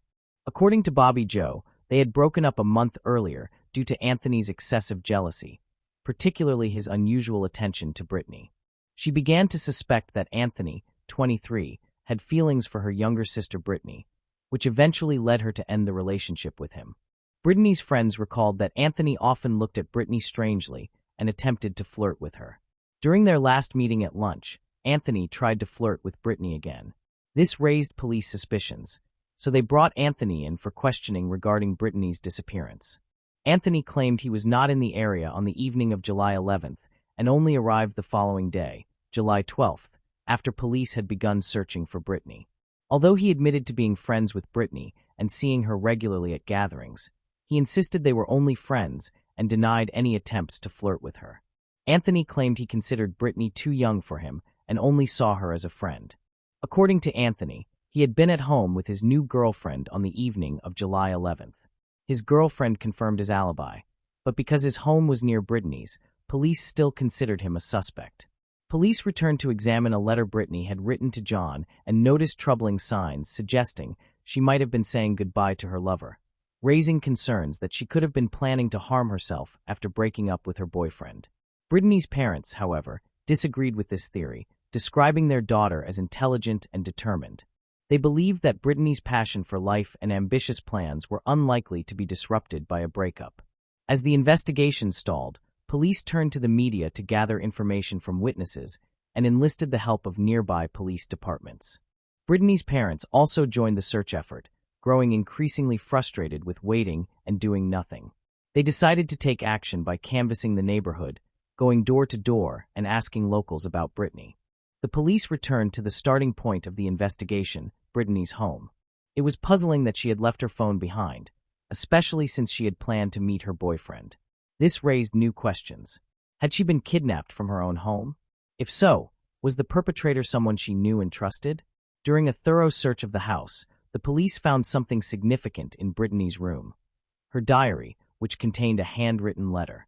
The police considered the contents of the letter extremely important because it revealed truths about Brittany's family relationships, which had previously been shrouded in secrecy.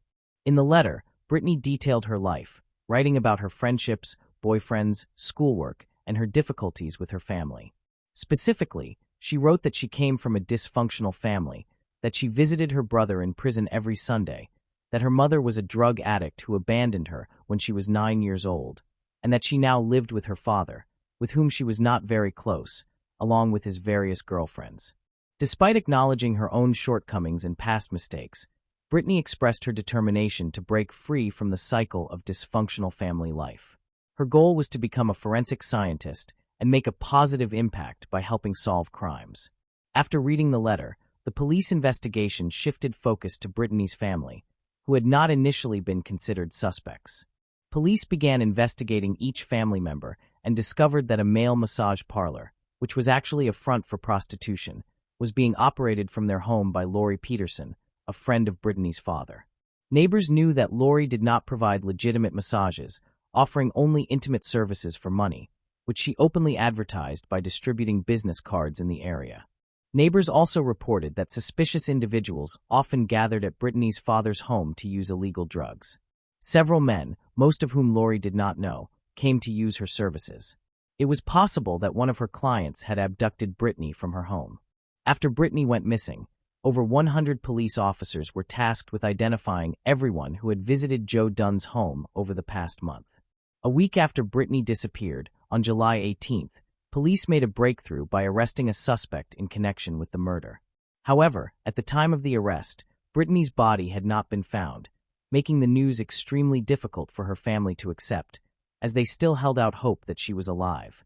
When police released a photo of the suspect, Brittany's mother, Deborah, recognized the man as 38-year-old Jack Fuller, a family friend of 20 years. Jack regularly attended family gatherings and had developed a close relationship with the family, to the point where his daughter was engaged to Brittany's brother, who was currently in custody. Deborah was shocked by the news, finding it hard to believe that Jack could be involved in such a crime. The fact that his children were friends with Brittany made the allegations even harder to accept, and the family continued to hope that Brittany was still alive. Jack had an extensive criminal history, with numerous incidents and arrests over the years. His crimes included breaking into vehicles, homes, and sheds, as well as using and selling drugs. He was known to be aggressive, having once threatened someone with a baseball bat and engaged in a fight with police during a scuffle. Jack also had a habit of lying to law enforcement about his identity, which he did after being arrested for driving under the influence. Court records indicate that he was arrested more than a dozen times over a 10-year period and had served time in state prison for theft and for violating his parole. Neighbors reported that they feared Jack and often chose not to report his crimes because of threats. He was sentenced to 5.5 years in prison at his most recent trial, but was released roughly a year before Brittany went missing. Brittany's parents believed Jack might have stolen money or jewelry to buy drugs, but they did not think he would harm their daughter. However, after Jack was arrested, police revealed how they connected him to Brittany's disappearance. The key piece of evidence began with a phone call to the police station. The caller reported that Jack had confided in him a few days earlier about experiencing back pain after burying a body in sandy soil. According to the caller, Jack was confident that the body's location would not be discovered, and even asked for advice on how deep to bury it to prevent animals from smelling it. Police invited the informant to the station and asked him to wear a wiretap to meet Jack Fuller and discuss the crimes, including the murder. The informant agreed and wore the wiretap during the meeting. During the conversation, Jack confessed to the murder, stating that he had buried the victim's body in a remote location that would never be found. However, he did not mention the victim's name. Additionally, Jack said he needed to kill someone else who knew too much. Pointing to his friend Tommy, police were certain that Tommy possessed information important to the case. Otherwise, Jack would not have wanted to eliminate him. Police brought Tommy to the station for questioning, but he initially refused to cooperate, claiming he had no information about the case. The police, however, knew he was lying. They played Tommy a recorded conversation between Jack and another individual in which Jack expressed his desire to harm Tommy because he was likely to reveal critical information. Realizing that his safety was at risk, Tommy decided to cooperate with the police. He explained that on the night Brittany went missing, he and Jack had been driving around the neighborhood smoking marijuana. They stopped in front of Brittany's house, and Jack went inside to talk to Brittany's father about some issues. Upon entering, Jack found that Brittany was the only person there. 5 minutes after Jack left, he returned to the car with Brittany, who was seated in the back. Tommy said he was confused by her sudden appearance and asked what was happening, but Brittany remained silent and avoided eye contact. Jack only said that he would drive Tommy home. When they arrived at Tommy's house, Brittany got out of the back seat and moved into the front passenger seat after Tommy exited the car. Jack then drove away with Brittany. The next day, Jack did not mention the events of the previous day when he met Tommy again. That day, Jack took his car to a car wash, where he cleaned it thoroughly both inside and out. This behavior was unusual for Jack, as he had never done such a thing before. The car wash attendant even joked about washing the car so thoroughly, but Jack reacted aggressively, warning the attendant to mind his own business or face consequences. Tommy discovered that Brittany was missing and immediately suspected Jack's involvement. He directly asked Jack what had happened to her, but Jack's response was aggressive and evasive. Jack claimed he had taken Brittany home, but his attitude was threatening, warning Tommy to ignore it or he would be in trouble. Police found Jack's behavior suspicious and decided to arrest him. Upon arrival, they found Jack holding a can of gasoline, apparently preparing to set the car on fire to destroy potential evidence. During the search, blood was discovered in the car, and forensic analysis confirmed that it was Brittany's blood. After police learned that Jack had visited a car wash following a trip with Brittany, they went there and confiscated the vacuum cleaner he had used. A major discovery occurred when criminologists found blood-stained sand inside the vacuum cleaner, and subsequent testing confirmed that the blood belonged to Brittany. Despite this incriminating evidence, Jack refused to confess to Brittany's abduction and murder and declined to discuss the matter further. Police interviewed all of Jack's acquaintances, most of whom believed he was capable of murder, describing him as a reckless man who would do anything. Although Jack did not have regular employment, he always had money. A major revelation emerged during the investigation. A patrol officer reported seeing Jack's car parked on the side of the road near the woods on the night Brittany disappeared. At the time, police were unaware of Brittany's disappearance and approached Jack, who claimed he was looking for his dog that had run into the woods. With this information, the search for Brittany's body focused on the area where Jack's car had been seen. A comprehensive search effort was launched involving officers, K-9 units, helicopters, and volunteers. Despite these efforts, the search was unsuccessful in locating Brittany's body. Police believe Brittany needed a ride to her boyfriend's house that night and asked Jack for help. Jack agreed, but instead of taking her to her destination, he dropped off his friend Tommy and took advantage of the situation to attack and kill Brittany. Police needed to locate her body to build a case against Jack. While attempting to obtain a confession from him, a crucial witness came forward. A woman who had previously been held hostage by Jack for months contacted police, claiming she might know where he had hidden Brittany's body. The woman was a former drug addict, and during her captivity, Jack had held her for months before she escaped. She had learned of Jack's habits during that time and knew his usual haunts. She recalled him showing her a location near power lines, which he had claimed would be the perfect place to dispose of a body without being detected. Initially, police were skeptical of the woman's claims, but began questioning her. She provided detailed information about the location, including its position in Lakewood and the condition of the soil. This information caught the attention of the police, as it matched an earlier tip from an informant who had reported that Jack had complained about the difficulty of burying a body in sandy soil. Police conducted a search in the area identified by the woman, approximately 3 miles from Brittany's residence. The search effort, involving more than 100 people each day, continued for several days despite initially yielding no results. A major breakthrough came when experts compared sand found in Jack's vacuum cleaner at the car wash with soil from the search area, confirming a perfect match. The discovery strengthened police determination to continue searching the densely wooded area on the border of Monmouth and Ocean counties. On the morning of Tuesday, July 27, 2004, 15 days after Brittany was reported missing, She was found by 3 New Jersey K-9 officers who had brought their dogs along on a weekend search to assist. Brittany's body was located in a ditch, with a collar bearing her name around her neck. Police immediately recognized that they had finally found her. The medical examiner confirmed the body's identity as Brittany Gregory through an autopsy. However, due to significant decomposition and multiple injuries, including strangulation and severe head trauma, the medical examiner was unable to determine a single cause of death. A prosecutor clarified that head trauma was not the primary cause of death. Brittany's body showed no obvious signs of sexual assault, though the medical examiner did not rule out the possibility of rape. Jack eventually accepted a plea deal after discussing the option with his attorney, a decision supported by Brittany's family, who wanted to avoid a lengthy and grueling trial.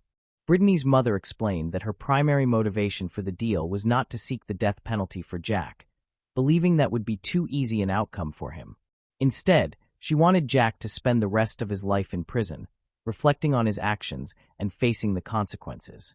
According to Jack, the chain of events that led to the incident began when Brittany asked him to drive her to her boyfriend's house, which he agreed to do. After dropping off his companion, Tommy, Jack intended to take Brittany to her destination. However, he stopped on the side of the road and began smoking marijuana, which angered Brittany. She screamed and slapped him on the hand, provoking a violent reaction. Jack confessed to punching Brittany in the face and head at least twice because she had interfered with his smoking.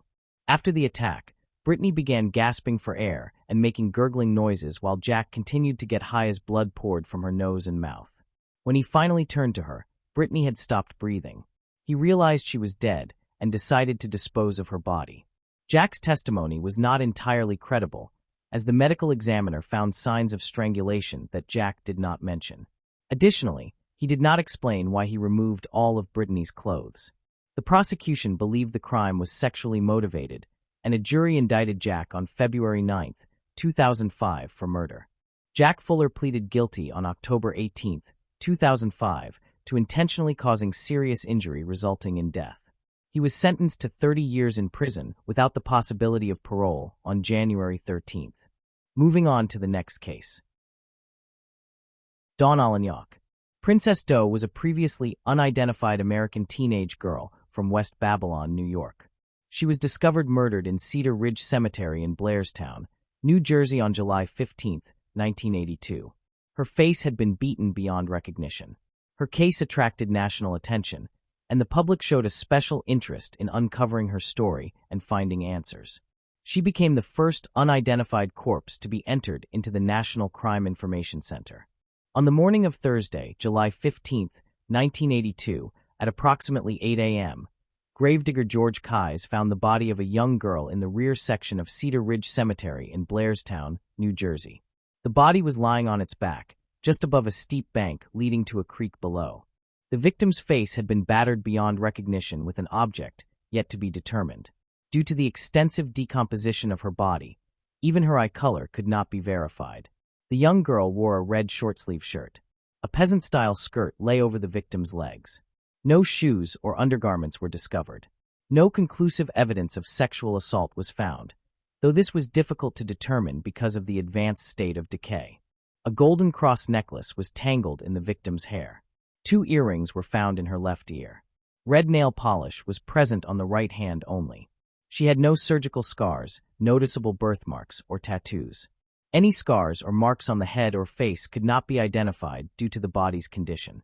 Forensic anthropologists concluded that the victim was not pregnant and had never given birth, and was likely between 14 and 18 years old at the time of her death. Toxicology did not show any traces of drugs, but was not entirely conclusive due to the time elapsed between death and the body's discovery. It is believed that the body had been exposed to the elements for 2 to 3 days, or possibly even weeks. Determining this was especially difficult because of the hot and humid weather in the area at the time. Forensic examination suggested the girl tried to fight back or defend herself from her attacker, as injuries indicating trauma to her hands and arms were evident. The girl's body was buried in Cedar Ridge Cemetery, not far from where she was found, in January 1983. Donated funds covered the cost of the coffin and headstone. The headstone was inscribed with the words, "Princess Doe missing from home, dead among strangers, remembered by all. For many years, Princess Doe was believed to be Diane Janice Guy, a missing teenage girl from San Jose, California, who disappeared on July 30th, 1979. This theory was promoted by several law enforcement officials in New Jersey, who even held a press conference identifying Diane Dye as Princess Doe. However, Lieutenant Eric Krantz, the original lead investigator of the Princess Doe case, maintained that Diane Dye was not a plausible candidate for Princess Doe's identity. Krantz's opinion was shared by Diane's family and investigators in California, who were particularly upset by the actions of New Jersey law enforcement. In 2003, Princess Doe's DNA was compared with a DNA sample from Diane's mother, Patricia, and it was conclusively established that Princess Doe was not Diane Dye. After seeing images of the girl's clothing in the newspaper, a witness named Amory Latimer reported to authorities that she recalled seeing a girl wearing the same clothing as Princess Doe buying cigarettes on July 13, 1982, just 2 days prior to the discovery of her body. Latimer stated that she had been shopping with her daughter at a supermarket across from the cemetery and observed the victim, being able to describe her clothing. The shirt and skirt were traced to a manufacturer in the Midwestern United States, although the brand labels were missing. 3 individuals reported after viewing the photos that they had purchased similar clothing at a Long Island store, which has since closed. On September 22, 1999, the body of Princess Doe was exhumed from Cedar Ridge Cemetery in Blairstown to obtain DNA samples. The body was subsequently reburied in the same location. Following the release of a 2012 photo composite of the victim, new tips were generated, as the image resembled several missing girls from across the country. One theory proposed that Princess Doe might have been a runaway and could have been using false names while employed at a hotel in Ocean City, Maryland. In 2012, samples of her hair and a tooth were analyzed using isotope testing, indicating that the victim was most likely born in the United States and had spent at least 7 to 10 months in the Midwestern or Northeastern United States. The tooth sample suggested she could have originated from Arizona. It is also believed that the girl had spent a significant amount of time in Long Island, New York. Lieutenant Krantz, now retired, coined the name Princess Doe early in the investigation and also ensured the case received extensive media coverage. The case served as a catalyst for recording unidentified crime victims. At the national level in the NCIC database, Princess Doe became the first such case entered by the FBI director. After widespread print media coverage in 1982, Lieutenant Krantz, the original lead investigator from the Blairstown Police Department, was contacted by HBO regarding the Princess Doe case and asked if the channel could document the case in an upcoming program entitled Missing. Krantz agreed, and the segment was filmed over several weeks, showing him following leads as they came in. The documentary included actual footage of the recovery of Princess Doe's body, along with footage filmed by HBO of her 1983 funeral. The case was also featured on America's Most Wanted in 2012 in hopes of generating new leads. That same year, the most recent reconstruction was broadcast on CNN. On July 15, 2012, a memorial service was held for the 30th anniversary of Princess Doe's discovery at the top of the ravine where her remains were found. Over 100 citizens attended, along with several reporters and cameras. The victim's clothing and photo reconstructions were displayed for public viewing. On October 12, 2014, Princess Doe was honored at a missing persons rally in the area. Between the initial discovery of the body and the final identification, several theories emerged. The first suggested that Princess Doe was actually Diane Dye, a young girl missing from California, which has now been definitively disproven. A second theory proposed that Princess Doe's killer was already imprisoned for another homicide. A man named John Reese was briefly suspected, as he had been convicted of killing another woman in nearby Belvedere, New Jersey, but no evidence connected him to Princess Doe.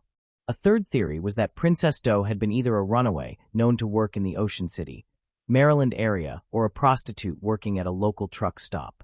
Evidence supporting these two possibilities was highly inconclusive. Nobody from the local area came forward to identify Princess Doe, either on or off the record. It seems improbable that not a single person would have come forward if she had been known locally. The fourth and disturbing theory was that Princess Doe had been killed by a Blairstown police officer, and that this explained why the case was never solved. However, this claim is entirely unsubstantiated. Retired local law enforcement officers still follow and contribute to the case, even after 40 years.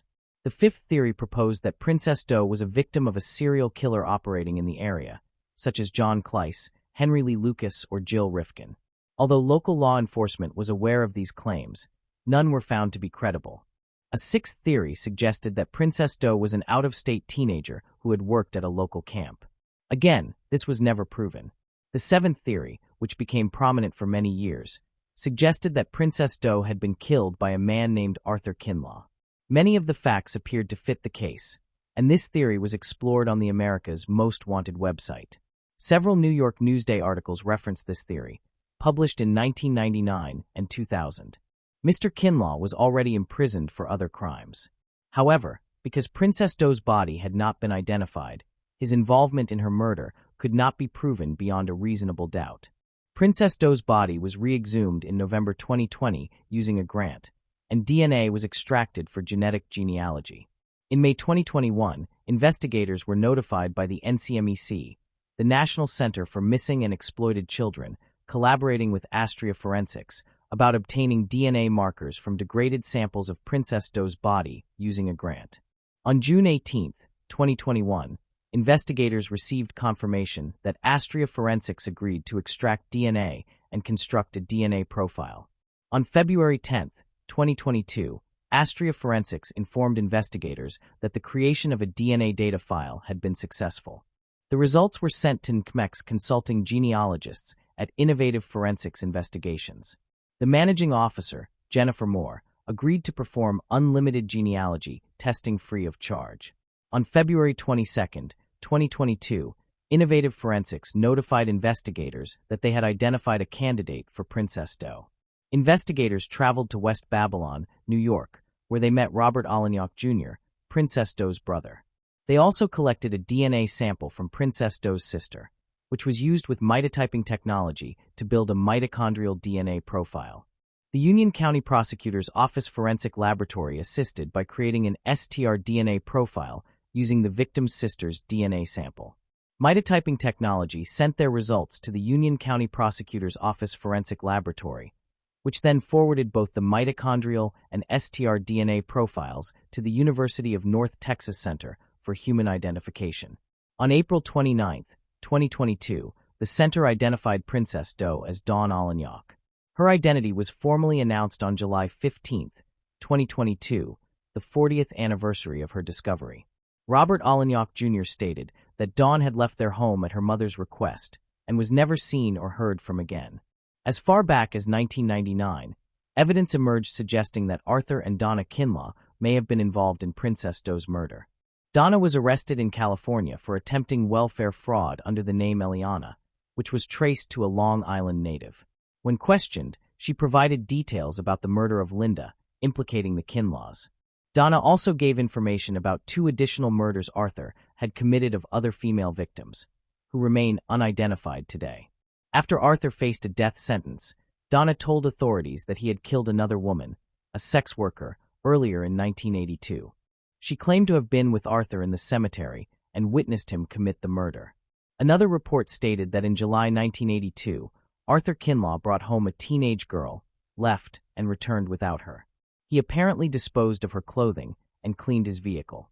Following this, he allegedly threatened his wife, claiming that if she did not go to work, he would kill her as he had the girl he brought home.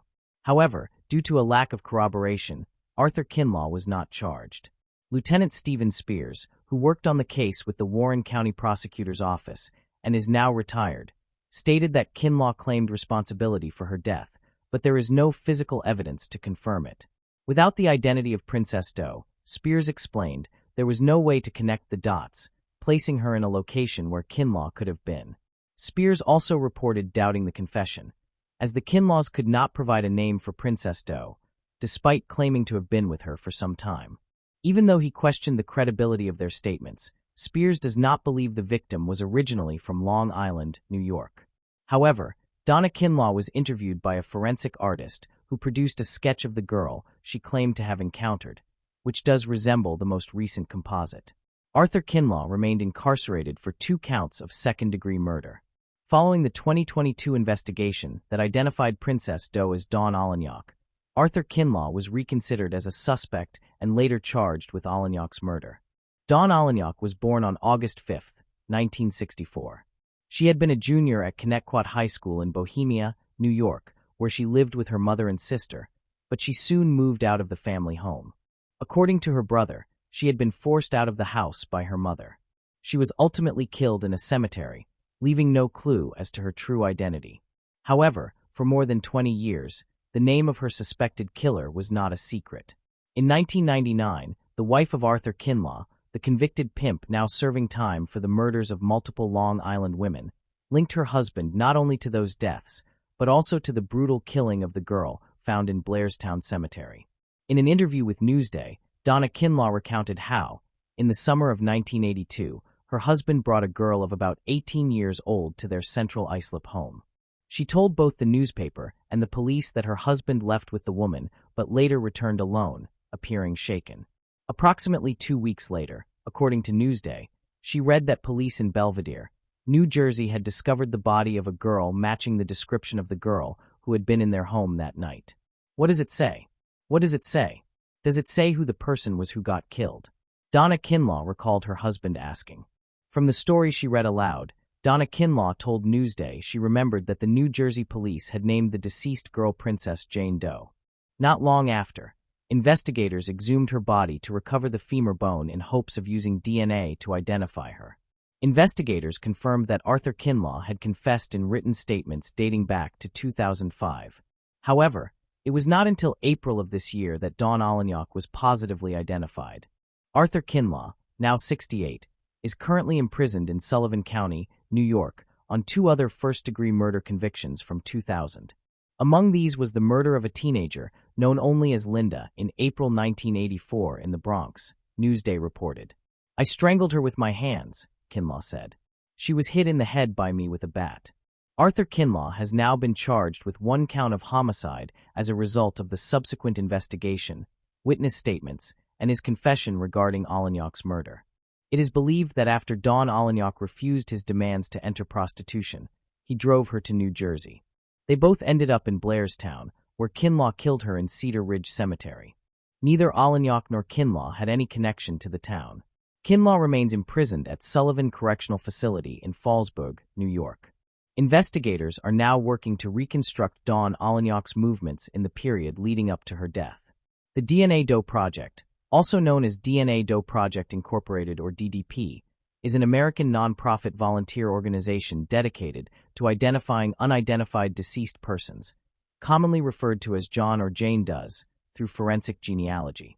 Its volunteers have identified victims of automobile accidents, homicides, and unusual circumstances, including individuals who committed suicide under an alias.